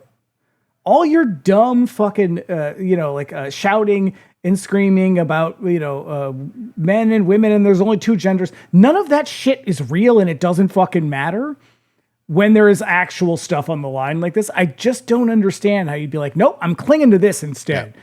Intellectually, I get it. Well, I know listen, why they're doing it. Have you considered this? We got to be strong, man. We got to be strong. We got to save the West. You know what's funny? I actually hadn't thought of it that way. we got to bring back. But there are lots of people. Bring back men. There are lots of people out there. I'm just going to be brave and say it. Mostly black and brown who aren't white. They need help getting through this. I think I just hate people at this point. So Ruth attends a disarmament rally. The speaker rages against the weapons and national military spending, blaming it on the current recession, which probably did play a pretty significant role in the kind of decline of England in the 80s. The next day, the ultimatum expires, and the U.S. bombs the Mashhad base. The Soviets launch surface-to-air missiles armed with tactical nuclear warheads, and the detonation drops the entire bombing wing. Well, that's not going to go well. Nope. It's only fucking escalation from there. The U.S. responds with a tactical nuke of its own on a Soviet base, and then the fighting ceases because shit is getting too real. This is where when in the trailer, when she says like nobody can win a nuclear war, this is what that refers to. Is like, it's going to kill you too. Like, I don't understand why they would just be like, we're gonna do it. It's like, and then what? Right, because the whole fucking thing was mutually assured destruction. That if you launch your weapons and we launch ours, we're all going to fucking die. And that's the plan. Terribly. And we're going to die terribly. And that was supposed to be the primary deterrent behind all of this. But still, there were significant forces within basically every Western government that was like, no. If we get our shit in the air first and we catch them sleeping, then, we'll bomb their silos before they can launch and it's all good, man. Yeah, because nobody's going to be paying attention to any of that. No. It's very much like it's, you don't get to just take the ball and go home because your home, you and the ball are also going to be destroyed. Yeah. And also, but I mean, at the same time, there were still a lot of people who were like, well, we're America. So of course we're going to fucking my God, this. I don't. Which is like kind of like that today, which is I think why people are like, yeah, why don't we use nukes on Iran? Like, we're America. We're gonna be fine. Yeah. I don't know why. I'm dissociating. I'm becoming unmoored from reality. Ruth's mother knits some baby clothes, and then the news reports that the U.S. and Soviet governments are fucking silent. Neither are talking to each other or the press. There are now food and fuel shortages in the city. The government is urging the public to just be chill. Just be chill. Guys, just keep calm. Cool out, everybody. Keep calm and carry on. It's actually, that is my note right now. It says, everybody go home and sit tight, duck and cover, keep calm and carry on. Local stores are jacking up their prices. Kid rushes in to tell everyone that the U.S. Wait a minute. You mean to tell me 40p for canned lychees? That's scandalous. That is scandalous. How dare you, sir? Yep. A kid a national crisis and someone's price gouging? Who'd believe it? A weird thing happened in my neighborhood during COVID. You remember when there was like a run on like toilet paper and what was the other thing? Like, was it like baby wipes and shit? That and eggs. Eggs and toilet paper was what it was. There was, baby wipes, eggs, same thing. I know. There was there were shortages everywhere. That shit was real. And then a couple of days after that really happened, and you just couldn't get that stuff in the neighborhood. A pickup truck drove through my neighborhood with that shit like prominently in the back, and like guys would get out and like knock on the doors. And I assumed that they were like, hey, do you need these? We're selling them for presumably a lot more money than they were actually, that you would normally pay for them. And I saw a kid a couple of houses up go basically running down the street and coming back with a bunch of people who had rifles, and they basically approached the truck, and the truck drove away and never came back. I mean, I don't endorse owning guns, and I don't endorse threatening people with guns, but in this instance, I'm gonna set all that aside. It was a surreal moment. But yeah, that shit, watch out.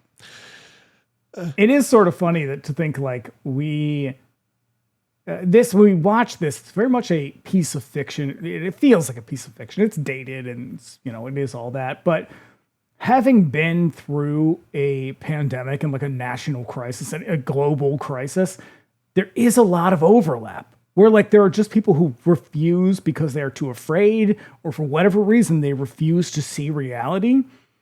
And it's just so bizarre. It's like, yeah, this is actually what happens. Yeah. There was a weird moment right at the beginning of COVID where I was like, I think we're going to be okay. Cause there's this phenomenon that has sort of demonstrated itself in in times of calamity called disaster collectivism. Mm-hmm. But then things became very partisan very quickly during COVID. And I think there were just too many that shit people. just broke down. There were too many people willing to exploit it. Whereas I think if that had happened maybe in the 80s or in the 90s, it wouldn't have happened that way. It probably would have been a lot more successful. But because there's politics are so cynical at this point, and there are so many fucking grifters on the right that like it could not sustain the weight of that. Right. So the kid rushes in to tell everybody that the U.S. and the Soviets are fighting again, and then everybody just runs out with their baskets. And I love that scene. Mm-hmm.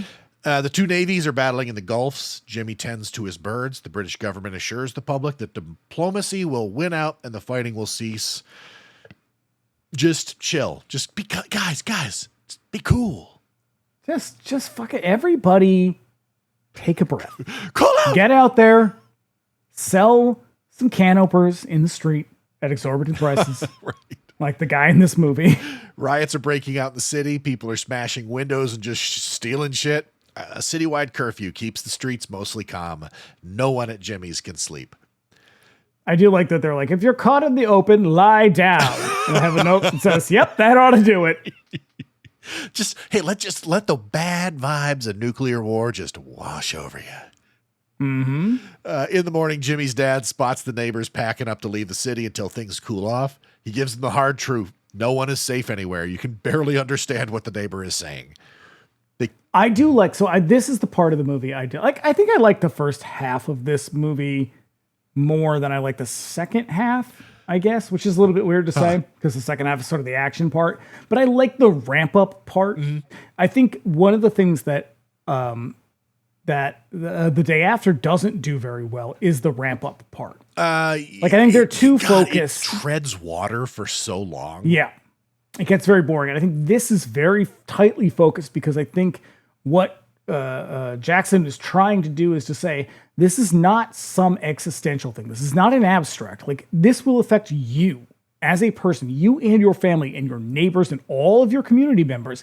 Here is what that looks like. And I think he does a very good job of keeping that tightly focused on people and on families. Yeah. I think that's kind of why I like it, because you see this ramp up to panic that I think is very effective. Also, I think the characters in this, the families, are a little bit more relatable than they are in The Day After, because The Day After, plants the movie in like Heartland Americana. Like we kept making John Cougar Mellencamp jokes. Yeah, I mean, it may as well have been like fucking Smallville's Nebraska. Yeah, right. Like it feels like a place that's not real. It's the idealized American center. Right. Like this feels a lot more real, even though it's an entire country away. Like there's a vibe about it that we can still kind of zero in on, you know?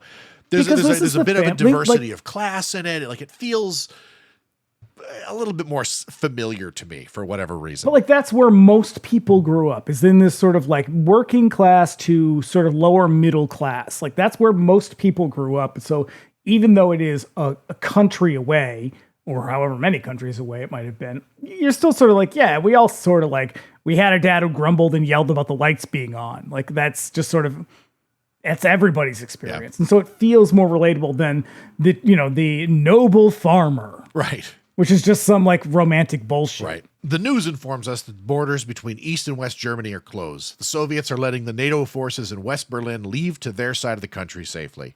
Because it is worth mentioning that we didn't just cut Germany in half. We also cut Berlin in half, because Berlin is in like the eastern part of the country, which was in the communist side of Germany.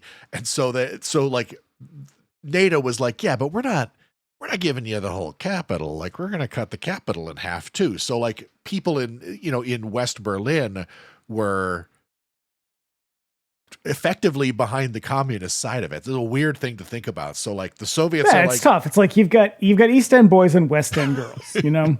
Wrote a song about it. Like to hear it. Here it goes. Just stay home and play synthesizers. At the city office, the district chief makes phone calls. He's being ordered to the city shelter. He looks longingly at the photo of his wife. She probably won't be coming with him, like it matters. The government is suspending peacetime legal measures and is taking up private materials and properties to be used for civic military uses as the rope tightens. Title card informs us that a U.S. aircraft carrier has been sunk in the Persian Gulf, a really fucking big deal since capital ships are big, extremely expensive, and take years to replace. This puts a huge dent in the U.S. ability to launch airstrikes out of the Gulf. Also, all those people eaten by sharks, 100%. I wonder what the shark situation in the Persian Gulf is like. I don't know. So the U.S. Air Force and Navy have formed a blockade of Cuba. In American cities, there are huge anti-Soviet demonstrations that are getting out of hand. Surprise, surprise, surprise. Mm-hmm. They're very big in the South. They're doing a regular January 6th on Soviet consulates. Still, there are riots in East Germany. Like I said, it's nice to see people coming together in America. Hospitals are being cleared for possible wave of injuries. They have no idea. No fucking idea. So I think this is where we start to hear the narrative about, like, if anyone dies, the instructions about what you're supposed to do. So if people put a pin in there, because that's like this is part of this movie's major criticism of the UK war preparedness. So Ruth's parents go out and must get her grandmother and bring her home. Everybody is just getting the fuck out of Sheffield, as the news strongly suggests that you shouldn't be out there clogging up the roads. Gas stations are now closed. The gas is gone. The government takes emergency actions. The police are positioned in key strategic spots to repel rioters and looters. Known potential subversives, meaning leftists, union organizers, and anti-war activists, are also homosexual. Arrested. They just scooped them up off the street because they're just having way too much fun out there. Yeah, so it's like now, basically. Just in case. Jimmy's neighbors are stopped at a checkpoint out of the city. The route they're on is closed to public travel. You can't even walk the road. So the news reports that it's not confirmed, but there's scientific evidence that suggests the 2 nuclear weapons have been detonated in Iran. The district chief assures his wife that it's all right. Diplomacy will triumph. And she says, well, I got you these 6 shirts. And it's like, bitch, is that what you're worried about right now? Pack yourself in that fucking suitcase. And bring some tea. Mm-hmm. And also cigarettes, you're gonna need them. He has to leave home and report to the city shelter. He tells his poor wife that he'll call her later. Spoiler alert, he will not. Nope. In the city, union organizers are riling up the crowd, ordering a general strike until the U.S. and the Soviets calm the fuck down. The crowd is out of control. Tory counter-demonstrators are calling them commies and starting fights. The entire demonstration just turns into a riot. The cops arrest everybody they can. They drag the speaker away. Democracy manifest. And I wonder what the charges are. And enjoying a meal? I mean, a succulent Chinese meal? Also, museums are quietly taking down the art and store them in vaults. It is a haunting shot. So this stuff, all of these are steps that we're seeing on the screen, like this museum scene and the title cards informing us of readiness procedures, were all informed by a home defense preparedness exercise called Square Leg in 1980. Yeah. And there were similar in the US. We had similar ones as well, because there was a strategy. I find this part of preservation super interesting, is like what they do. Like, what do you do with your fucking Declaration of Independence? And they all get locked in these like giant vaults. Yeah. And like remember when Han Solo comes out of the carbonite and like it just lifts out of the ground? They kind of put them back into things like that. It's very interesting. That shit is legitimately interesting. There's a weird sort of sadness in this scene of people just like taking down the ark. Because like, of course, you want to preserve the culture. So the Nazis don't steal it. So the flying hellfish don't have to rescue it. Exactly. You remember flying hellfish, but you can't remember Steve Gutenberg being a stonecutter. I know. Square Leg estimated yields from incoming missiles, projected the damage and casualties and basically extrapolated outcomes across 3 weeks to illustrate the challenges that the nation would face. It has since actually come under a lot of scrutiny for wildly overestimating the incoming warhead yields, but does this shit really matter? Right. Like what? That's what you're going to fucking quibble over? I mean, apparently like they basically were like, you guys are just guessing that the Soviet Union would have launched their biggest weapons at us when they probably would have used smaller ones. And I'm like, motherfucker, even the small ones are going to devastate this country. Right. I do think I want to go back to the if anyone dies instructions, because I think it's kind of interesting that actually had to be put into practice in like the days after Katrina hit. Shit. Because there were just bodies in the yard. There and they weren't necessarily like, once the water had finally receded after like 5 or 6 days or whatever. If you lived in like the 9th ward, which is right up against the levees, if you lived there were just people's bodies in your yard, and you were like, I don't want to have to keep looking out my window at dead bodies in my yard. And so people would go out and just bury them in like shallow graves because they didn't know what else to do. Right. I mean, can you imagine being like, I don't even know who this person is. I just don't want a dead body in my yard. I mean, but also, apart from the fact that it just sucks to see this dead person just laying there, there are some really bad sanitation problems that kind of arise from that. But obviously, you just don't want to see a dead person there. Right. So the district chief arrives at the shelter with his committee. About half the people expected haven't arrived and likely will not. The place is a primitive-ass basement, and it is tight quarters where everybody is smoking all the time. Every one of them. To a person, everyone has cigarettes, 1 or 2 in their mouth at the same time. Man, it's Chesterfield. It smells crazy in there. And they're all sweating so heavily because they're all overweight older men. And they're just like, they've had a lot of ham in their lives. Sausages and gravy. Yeah. A test of the emergency alert system plays as Ruth and Jimmy scrape away the old wallpaper in their place. She collapses against the wall crying. Jimmy comforts her as the announcer tells them that everybody is safest in their own homes while the spooky-ass electronic tones of the BBC radiophonic workshop punctuate the message. God, they were cool. Those sounds are creepy as fuck. I can't believe how... The radiophonic workshop, they did such fucking cool shit. The goddamn Doctor Who theme song, first of all. And the music from the Stone Tapes is also them. Oh, man. The city moves their fire engines out of the city where they are less likely to be hit. They're really going to need those things. Too bad there won't be any roads to drive them back in on. A milkman delivers his goods while the emergency services announcer tells you what to do if someone should die as the war is going on. Move them to another room. Wrap them in plastic. Put their name on a tag. It's becoming increasingly clear that England's wartime readiness is mostly transparent bullshit that is desperately trying to assure everybody that shit's handled, but even the least jaded among us can see that these are flaccid, stupid ideas. I mean, look, just like if we go again back to COVID, we'll see the same shit. Like when people would be like, I used to go out for a walk every day, and I would walk by Central Park, and there were literally just bodies stacked 10 high in the park because they had nowhere else to put bodies. And it's like, God damn it. Fucking brutal.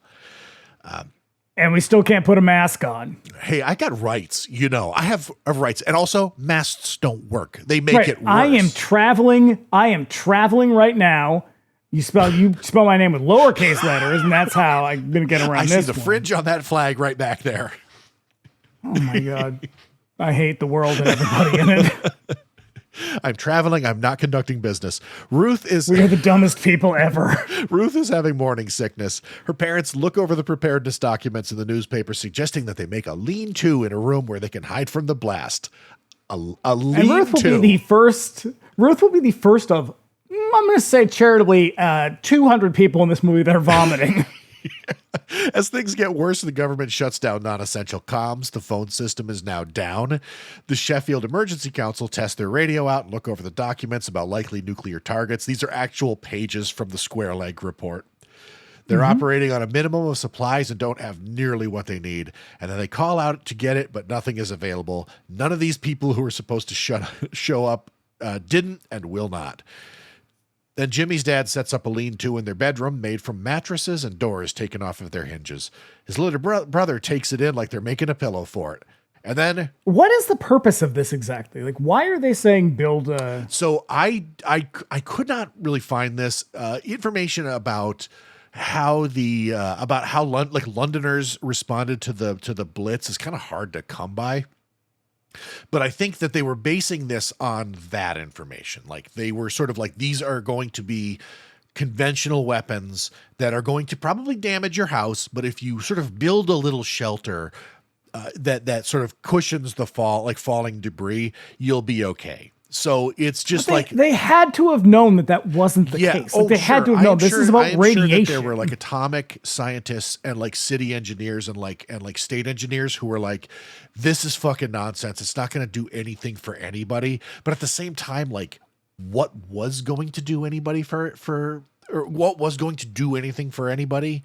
So I think a lot of it was just like, shit's getting real out there. People are starting to get scared. We should put something out there that's like, yeah, like if your city gets bombed, like you're going to get burned to death. You're going to be vaporized in the blast. Your house is probably going to collapse on you. So what does it matter? At least in this moment, you're not frightened out of your fucking mind. You feel like you're feeling like you're being proactive. Yeah, like you feel like you're doing something. But I think at the downside of this is that for the people who were not killed in the blast, this just kind of made shit worse for them. Like in the case of Jimmy's parents, as we see, which is sort of the movie's little cynical jab at these sort of preparedness plans. Yeah. So yeah. We learn about Fallout. See our last episode for an exhaustive description of that nasty shit. A narrator informs us that both powers, the U.S. and the USSR, have planned times of attack. If they're going to fire their missiles, they're going to do it in the middle. This is interesting that the day after made a big show of it in the middle of the day, because this is way more likely of what we were going to do. If we were to attack or the Soviets were to attack, they were going to do it at a time when everybody in the opposite country was asleep. Because also, like Santa Claus, yeah, you don't want to know you don't want to hear it coming, right? So they want to catch you slipping. Defensive response will be slowest at those times. People are trying to withdraw cash at the ATMs at this point in the movie, but they're also out of money because you're going to need that money, man. Well, you're going to need bottle caps. Is what you're going to need. So the Emergency Council goes over the district's available agricultural stockpile and farmlands. The buzzer then goes off. The announcer declares bikini status red. England is now under attack. They leap into action and get ready for the hit. Jimmy and his mate Bob argue with customers on the yard when the air horns go off. Chaos ensues. The two of them take cover under the truck, and the entire city just goes apeshit. People just running to and fro, cars crashing into one another. We get my three favorite scenes back to back to back. We get a car that drives into someone's house, a la Billy Joel. we get Jimmy's father on the toilet when the alarm goes off. And then right after that, we get lady who urinates on herself. The way that she gestures with her hand in the scene, like she puts her hand to her mouth. It looks like when like a Muppet that has like a Muppet head but has like people hands controlling it does it. It's almost like it's somebody else's hand going up to her face. It's so weird how she gestures. So now, first, like in The Day After, a single airburst warhead detonates over the North Seas. The electric pulse burns out the unshielded electrical systems, and then we see this in action. Comms across England and Northern Europe are now down. RAF Finningley launches its fighters to get them in the air before they're hit with the first nukes. A bright flash lights the city up, and a mushroom cloud rises in the distance. The first pressure wave hits the city, knocking over buildings and breaking windows. And we also get to see an ET doll get melted.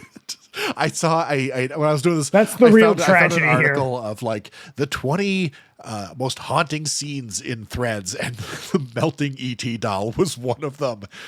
And I was like, not the charred bodies that are also in the scene. I don't know them. I know him though. Yeah, I suppose that's something. Jimmy and his mate get out from undercover, seeing the cloud rise. He gets into a nearby car and tries to start it so he can get to Rose, but it won't start. So he takes off running. His parents rush to finish the lean-to. This is also, I think, where we see a person on a bicycle in a tree. That's after like the big, like the first like real explosion. That is one of the most, that scene haunts my dreams. Like there is something really, really frightening about that shot. So now the emergency council tracks damage on whiteboard maps. The initial attack drops 80 megatons on the UK, and the initial death toll in the first several minutes of this war, is between 2 and 9 million dead just in England. I would hope to be one of them. Absolutely. I don't think we even approached this in the last episode. If this shit's going down, I want to be as close to the nearest target as possible. Yeah, either that or I'm going to spend like the next several days just drunk out of my gourd. I want to be one of those skeleton people in the last movie. I will be but a shadow on the wall. Ruth's parents struggle to get the grandmother into the basement. Meanwhile, Ruth is in shock, which is just like, what the fuck was her name? Denise was the girl's name in the last one. Yeah, she sucked. So Ruth now becomes like a stand-in for her, where like they have to like really motivate Ruth to do anything. Title cards inform us that command and control comms are down. Nobody is able to talk to anyone. Everybody is quite literally on their own. The second wave of attacks hit moments later. Montage of secondary priority targets, the nuclear power plant, centers of industry, and neighborhoods. Oh, this is when we get the guy. Jimmy's brother huddles in the birdcage as everything just goes to hell. Come on, the birdcage is not going to protect you. A bright flash hits, turning everything white. What follows is 5 bludgeoning minutes of destruction. In silence, we see everything on fire. The way that they use sound in this scene, unreal. Because there are just people in the background screaming it is, the when whole the sound time. comes back, it is the sound of fire, rushing wind, and ceaseless screaming. Yeah.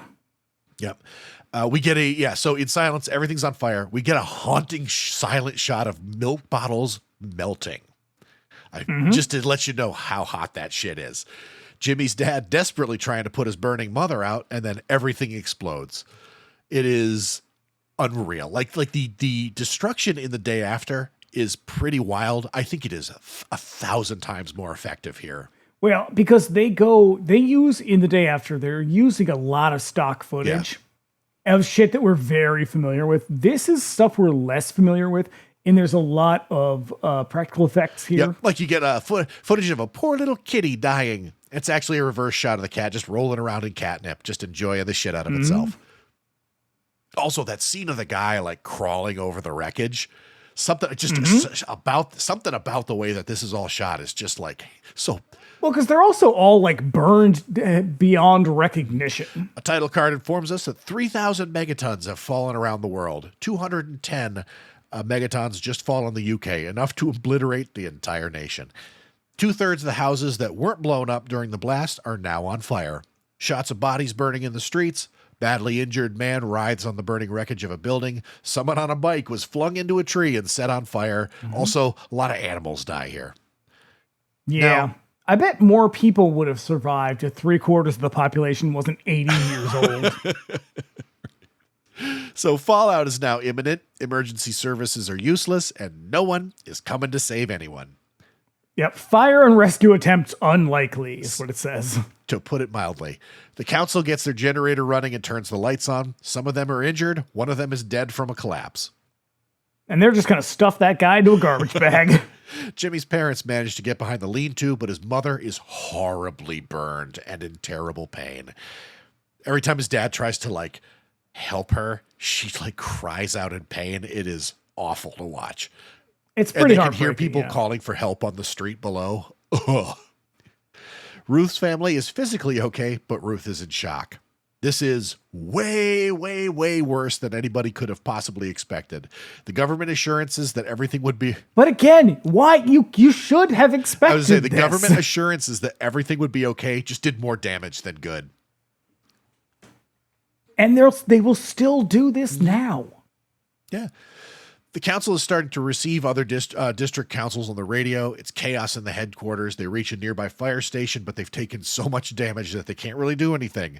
The fans also blow dust into the basement. It is very likely fallout. Everybody has mesothelioma at this point.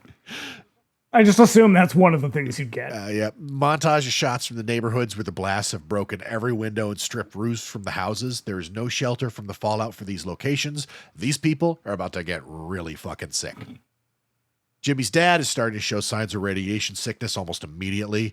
Ruth's father as well. Well, that's because it hit him on the toilet. He wasn't properly prepared. Slipping guy. Ruth's father as well. Ruth is drinking all the water they have in a single sesh. This fucking bitch, she's like the other one.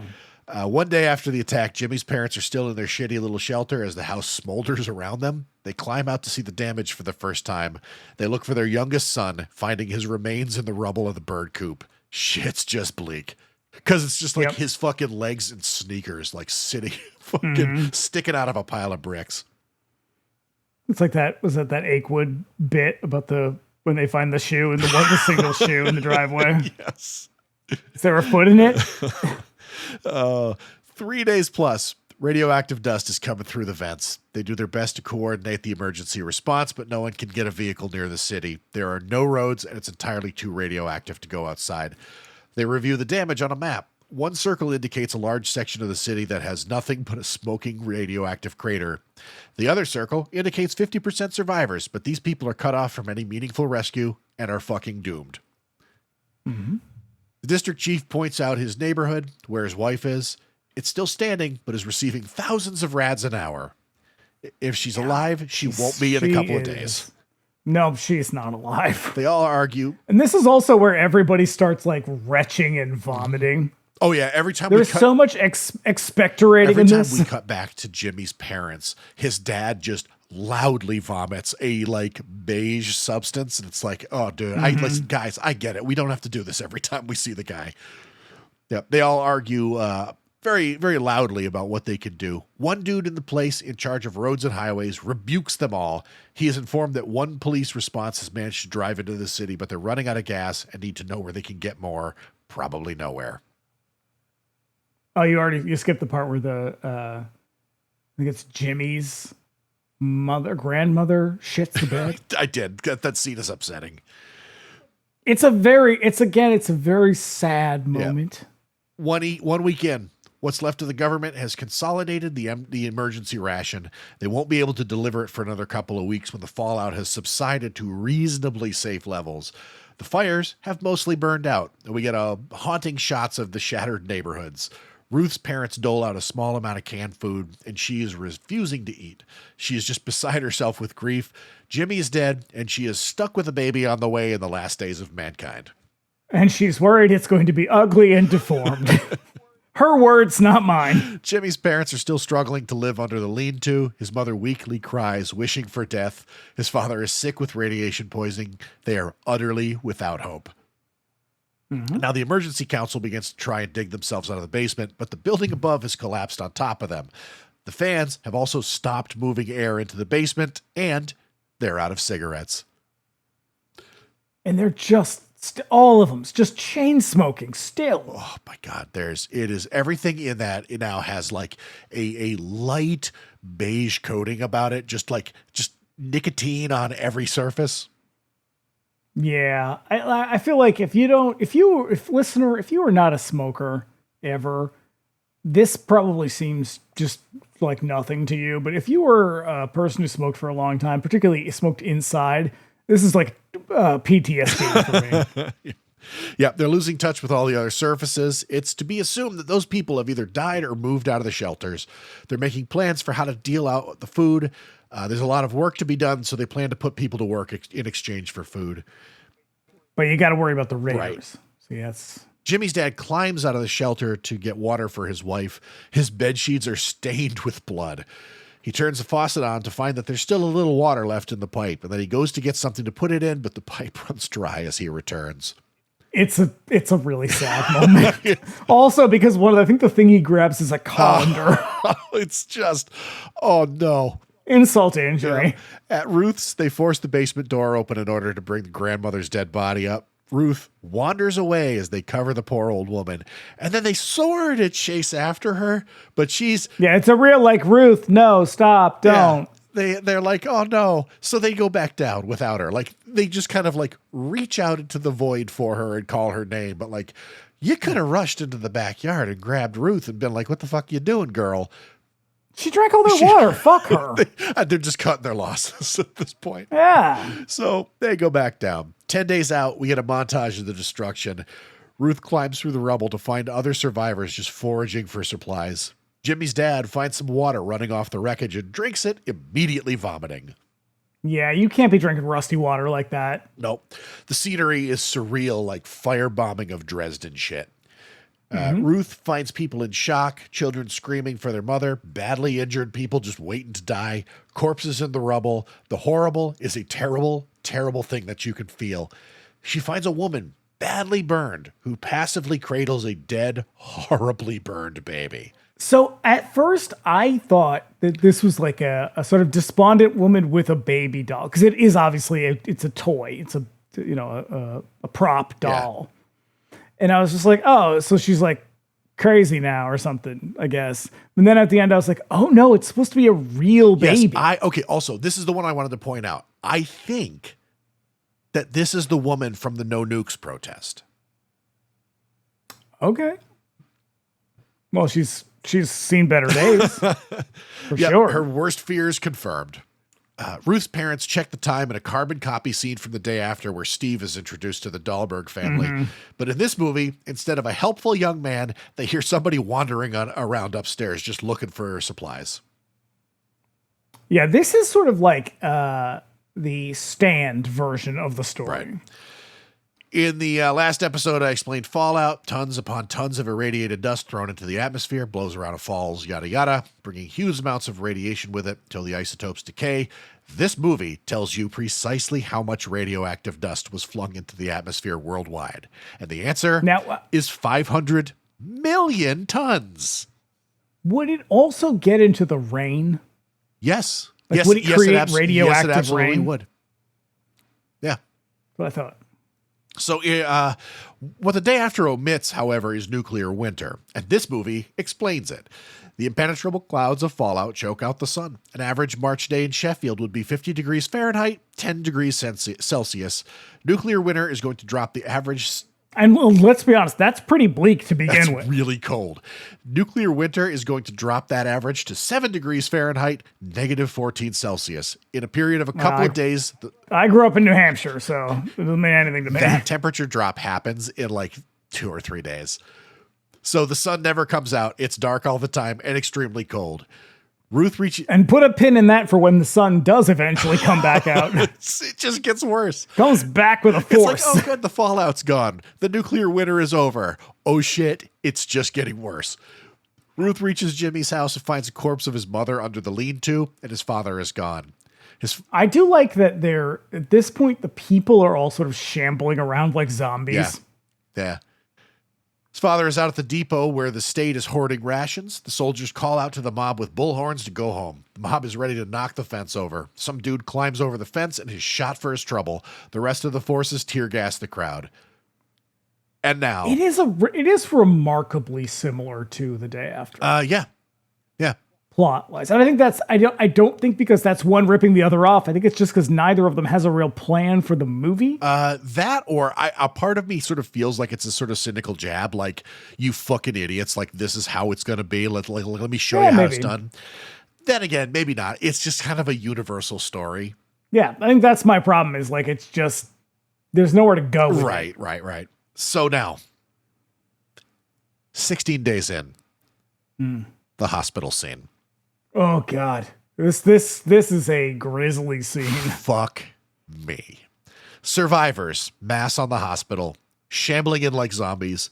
The announcer informs us that the entire National Health Service, fully staffed and supplied, would be unable to deal with the injuries from just one single warhead. The entire National Health Service, fully staffed and supplied, would be unable to deal with the injuries from just one single warhead. These people are burned and peppered with broken glass. Many of them have crush injuries and are radiation sick. And then Ruth wanders in with them. There's no more room. There's no more supplies. Everybody is screaming in pain. Why? Well, you'd think that their injuries are just that bad, but also the hospital is long out of anesthetic and pain medication, and the surgical staff is working on conscious patients who require amputations with dirty and dull instruments. It's just like that scene, the abortion scene from Dirty Dancing. No, it is not. Have you seen Baskin? Yes. It is like the big, like, scene from hell in Baskin. I hate that scene. The floor is slick with blood. It's just glop. It is like slop on the floor. It's not even blood. It's just like body gloopy, fluids. gloppy. Yeah. It runs down the steps in a steady stream. We see a doctor sawing away at a conscious patient who bites down a rag in lieu of anesthetics. It's one of the most horrific things I've ever seen. The announcer tells us that in the current state, there is literally nothing a doctor can do. Our current state of medicine requires resources that no longer exist. Meanwhile, down in the council HQ, things are getting dire. They're coordinating the emergency response, but with dwindling food and fuel resources, they have to cut the rations to the public yet again down to 500 calories a day. And one of them does the bastard he scene from Pieces. He slams his fist on the table, goes, "Bastards!" But it is like you could hear it in my head. Yep. I was like, "Come on, you got two more." No Linda Day George. No. But also, would you look at Steve in his mesh tank, looking like he's going to hit the club?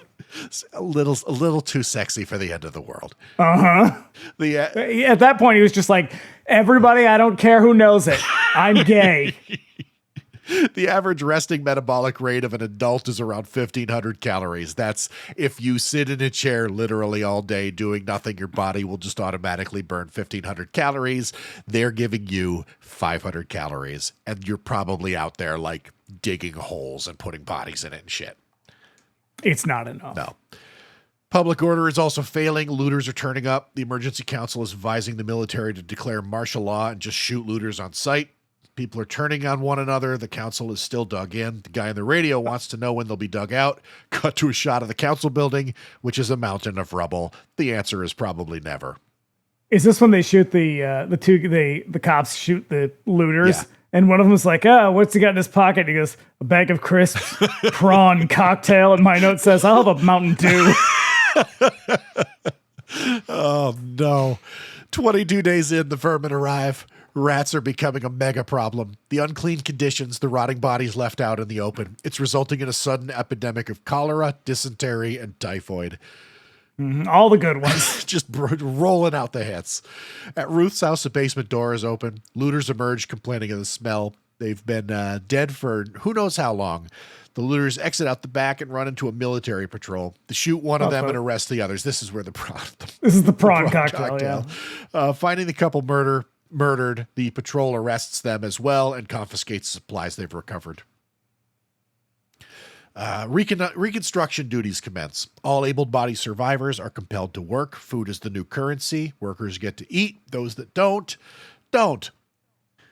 Jimmy's dad is still hanging in there. Meets an old guy who says, I could murder a fag about now. I love it. Says I could murder. I used to love a fag after a great meal. My note says, honestly, same girl. That's the only time on this show I'm ever going to be able to say that word. So I know. Then he trades some fags for a nip of scotch. He pulls it down and promptly vomits it up and resumes playing his son's old video game. Rough. Now we cut to a Night of the Living Dead still shot of Jimmy's dad, finally dead among the bodies in a mass grave. The title card informs us that there is no spare fuel to burn the dead, no bulldozers, no manpower. The corpses simply pile up in the open. The estimated number of unburied dead in the UK is 10 to 20 million. So now 4 weeks in, and there's unrest at a detention camp constructed hastily from a tennis club. Yeah, it says detention camps are improvised to cope with looters. And I wrote, good news. The Republicans would be way ahead of you on this. And they'll even give it a cute little name. Also, this is where we see the traffic warden guy who's kind of like the iconic face of this movie. Who's in it for like 35 seconds. And you can buy an action figure of him. But he looks so creepy. It is. It's like, a very compelling look. I mean, that's why they use that image so much. He's the one where he's got the bandages on his face in spite of the uniform and like the assault rifle he's carrying. There's a lot of people in this where their whole faces are bandaged. It's really eerie looking. Yeah. Diggers finally reach the council HQ and dig them out. No survivors. Everybody is dead of suffocation. Not a single death claw down there. Nope. Ruth goes home, tries to go down to the basement. She covers her nose. We only hear the buzz of 1 million flies while rats eat her grandmother. Yikes. Special courts are assigned a wide-ranging set of power. They have practically full autonomy to deal with the public as they see fit. Criminals are just hastily executed. My note says, see my comment above, Republicans' preparedness. 5 weeks in, no electricity, no running water, no sanitation. The national fuel stock is almost gone. Getting around is incredibly difficult on anything but your legs, and food supplies are unreliable at best. City survivors have left for the countryside. Fallout deaths are peaking. People fall down dead where they stand. The others simply walk around them. Ruth drinks what she can from puddles. She's among the exodus here. That's how you get Giardia, Ruth. She attempts to open a can of food without an opener, banging it against a rock. Like a sea otter. Civic authorities fly over, calling out to the crowd with a bullhorn, telling them to go back to their homes. Jesus Christ. Ruth. What homes? Exactly. Ruth arrives in Buxton, some 20 miles away. The local authorities have set upon by a large group of survivors. They now home the newcomers with other survivors. People with spare space are forced to take in refugees. The cops argue with the dude who's taking Ruth in until he relents. She goes in with some other survivors. Moments later, as soon as the cops are gone, the dude kicks them all out. Yeah. And he's like, look at him. Look, they might bring all sorts of diseases. It's like, no, George, they're definitely going to bring all sorts of diseases. There's no might about it. Out on the wastes, Ruth runs into Bob, Jimmy's mate. Ruth she's feral at this point. Oh, right. He keeps trying to talk to her and she is just like ignoring him and like just gnawing away on a big piece of bread. He has miraculously survived all this and he wants to know where Jimmy is, but she just doesn't speak. 6 weeks in, Ruth and Jimmy find a dead sheep and foolishly get about to slaughtering it. Bob is so hungry, he just eats it. Ruth jumps in. They eat the thing raw and plan to skin it for a coat. I mean, at least they're trying to make use of it. I know. 4 months in, Bob is gone, presumably dead. Ruth remembers the world before then and remembers the burned woman with the baby. Mm-hmm. And now we get an update from the death toll from a title card. Death as a result of the direct attack, 17 to 38 million killed from the blast, heat, and fallout. Just fucking great. It's going great. And I must have missed something along the way because I have a note about whether or not those people are still trapped in the bunker. And how I thought it would be great if they were. Yeah, you did miss it when they dig in and they just find them all fucking dead. They just suffocated to death. The nuclear winter devastates all plant life. Only the most resilient of plant life survives. Food sources are not among this pool of survivors. Existing crops produce hardly any yield to put toward food for the survivors. No, it is jicama, probably. Maybe garlic. That's about it. Garlic's good. What can you make with jicama and garlic? A garnish. A spicy meatball. Mm-hmm. Survivors work the field anyway to turn up anything that can be eaten. Millions more will die if they can't turn up an adequate yield. With the national food supply basically toast, this will be the last time harvesters will be used. It's all manual labor from here on out. Ruth goes to labor in the field. She drags herself to a nearby farm. A title card informs us that the effects of radiation on pregnancy result in a higher occurrence of physical deformity. Well, that's not the word they use. I just want to say that one, though. She edges around an angry dog to get in there and gives birth to a healthy daughter in the barn alone. Oh, man, I'd be so overwhelmed with that dog barking the whole time furiously. But she squeezes that baby out pretty quick. She gets it out, tears the umbilical cord with her teeth. Ruth now huddles with survivors. The baby has... I thought it would be great if she held the baby up and it had like a huge fucking tail or a horn or something. The baby hasn't stopped crying. She is looking old. Can you imagine? You're stuck in a post-nuclear world with a baby who does nothing but cry. I know. And somehow they ain't going to eat that baby. Mm-hmm. I can't wait to eat that monkey. Her face is gray and drawn. So now the first winter strikes after the war. It is significantly colder than Britain has ever experienced. Without shelter and surviving on whatever they could find lying around, another wave of deaths hits as everybody freezes to death. 10 months later, and Ruth is stealing grain from the silos to feed her daughter, but she has to mill it herself with no tools. 1 year later... you could make a pretty easy grain mill. Probably, come on, get creative, Ruth. But I'll tell you what, cereal grains, their husks are very hardy. You gotta break the inside. So 1 year later, Ruth barters from some dead rats to eat. And now she's got like some new guy she's with? No. That's the guy that she's trying to get him to focus so that she can like barter for the rats, but he keeps like trying to like deal with other people around him. I don't know how this scene is very, very strange. So this is where the movie starts to kind of go off the rails. It probably could have just ended here. She could have had the baby and that would have been it, because the rest of this, I don't know what, I don't honestly, this is where it spins off into post-apocalyptic fiction. Right.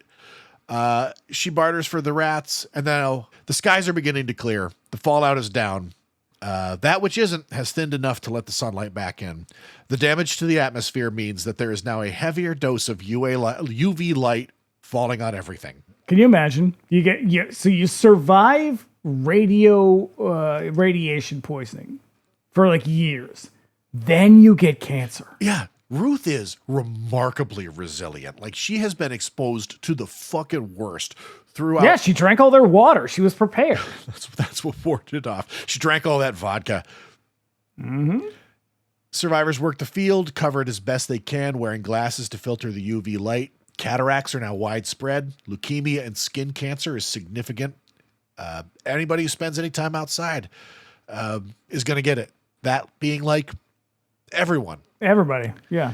The second year harvest is planted with no fertilizers, no agrochem, and crops are now highly susceptible to disease and insects. The yield is pathetic. 3 to 8 years later, UK population numbers reach medieval numbers. The living people number between 4 and 11 million, which is kind of surprising to me. Yeah, that seemed like a lot to me. Yeah. 10 years in, Ruth, now looking worse than the kid from Come and See, works the field. So here's what I hated about this, is we spend these interstitial title card stuff. We spend most of the movie being like, here's what would happen here. Here's what would happen here.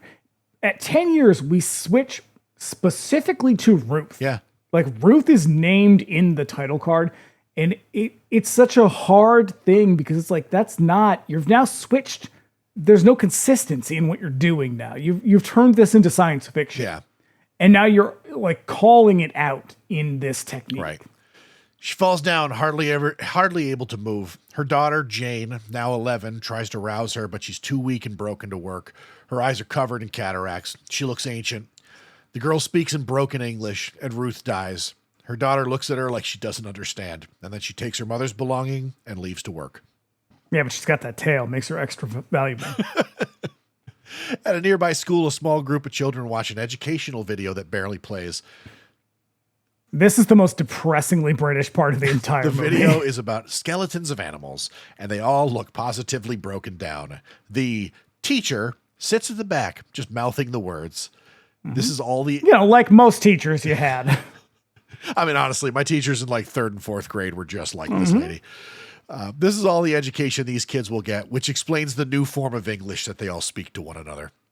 They also all look like they work in some sort of Dickensian sweatshop making wallets or something, too. They have. Have you ever read the book Ridley Walker? No. I don't know if I can recommend it. It's very interesting. It's a story that's kind of like this in the sense that it takes place after some sort of an apocalyptic calamity, but it's so long after it that nobody remembers what happened. And they clue you in through the narrative, but the whole book is written in this like weird new form of English.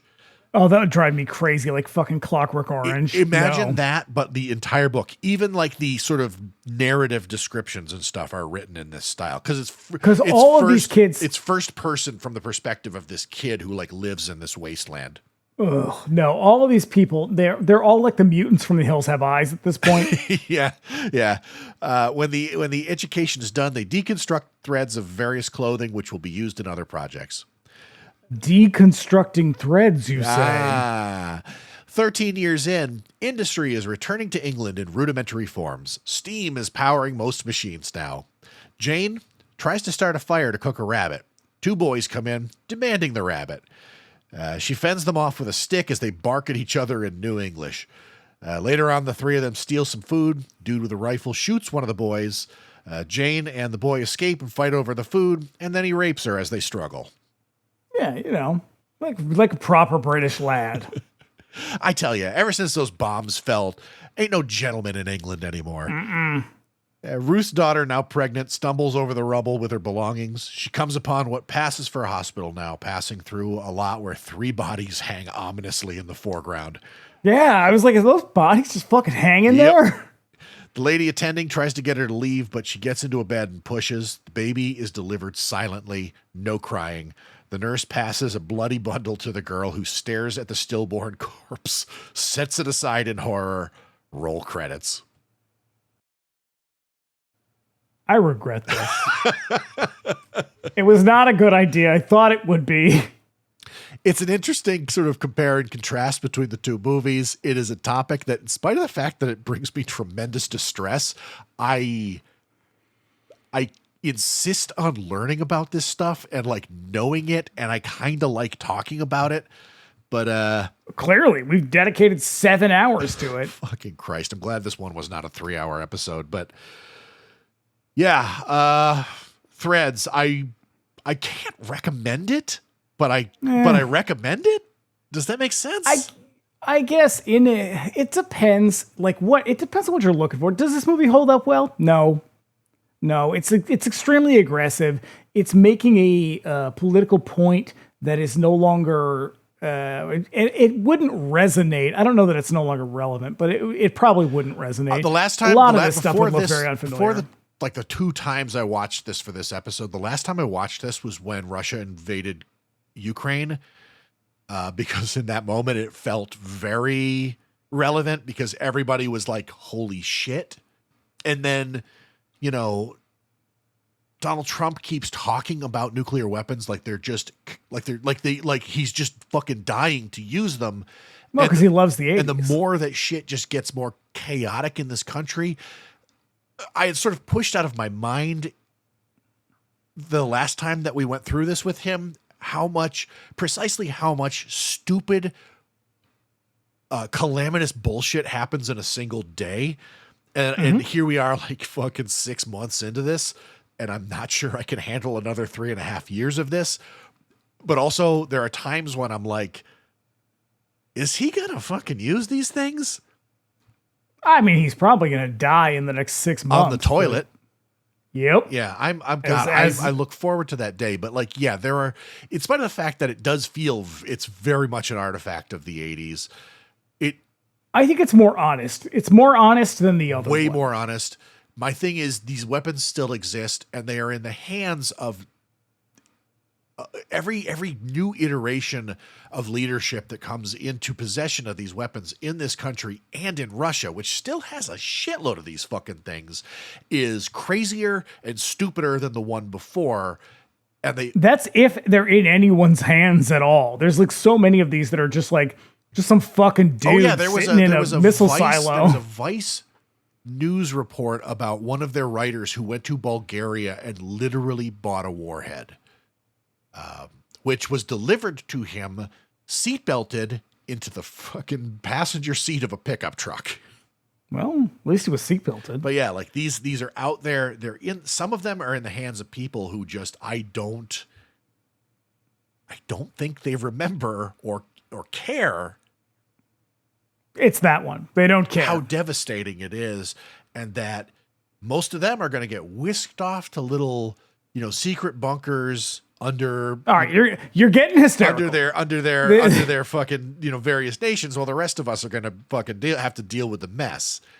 I'm going to reel it back in terms of this film, because these politics are. Thank you. I was spiraling for a minute there. You were a little bit. The politics are the same. They are the same thing we've been dealing with for the last 50 years. War never changes. And that is why it is so incredibly infuriating. So if you wanted to be infuriated, hey, you've got two movies you can watch back to back. Does this have much to offer as a film? I don't think so. It's aggressive. The politics of it are a little bit dated. It's extremely bitter. It's frustrated. It's angry, and it's kind of boring. I don't know if I'd call it boring. It holds my attention up to a certain point. I think that the movie could have ended in a satisfying way when Ruth actually gives birth to the baby. Yeah, I think everything that happens after that is completely unnecessary. Maybe they could have positioned the remarks about the sort of like UV light. I think that's kind of important to know. That feels relevant. That's relevant. That happens right after that scene, but like we don't need the stuff about her daughter. We don't need the new language because stuff. It's wild speculation. It really is. At that point. I don't know what value it provides to the broader message of the movie. Right. I don't know. These are not fucking movies to really be watched unless you just want to bum yourself out. Yeah, there's not a lot there that's like redeeming. At least the day after, you could argue like. This is a lot of early performances from people you would later recognize. This one, very much not that. And it's just a kind of a big downer. I do think both of them have something to say about the 80s and about those of us who came from the 80s and how we sort of think about and process politics now. But yeah, you don't need to. No, I think what you could do is if you want to really sort of like really grasp it without having to sit through the whole thing. The nuclear attack scene is in 4K or not in 4K, but it's up there. It's in fucking pristine presentation on YouTube. You can also really, really freak yourself out by watching the hospital scene on YouTube. I think that's all you really need to take in. Yeah. I mean, this one definitely feels more like a horror movie. Yep. But yeah, they don't have much going for them anymore. No. So boy, I'm glad we got this out of our system. Onward and upward to better things, stupider things. Where are we going? It does have a lot going for it. 99-cent rental coming back next week. This house possessed. I'm looking forward to it. You've hyped it up as a properly moronic exercise in film. It's really stupid. David Paymer's in it. Slim Pickens. Oh, good. The hot one from the Hardy Boys. I was more of Parker Stevens myself, but and then in 2 weeks, Bring Me the Axe will be back with an actual movie that's very, very good. Nosferatu, the Vampire. Yeah. And that movie fucking rules. Kind of a bummer, but at least it's got like vampires and shit in it. Yeah, it is a stunning bummer. Yeah, real fucking good. We get to talk about Werner Herzog. We get to talk about Isabella Gianni. I can't wait. And that lunatic Klaus Kinski. Klaus fucking Kinski. I cannot wait. So, yeah. Sorry, everybody. Yeah, it was another one of my mistakes. Yeah. So we'll be back next week with This House Possessed. And we'll follow it up the week after on Bring Me the Axe with Nosferatu the Vampire.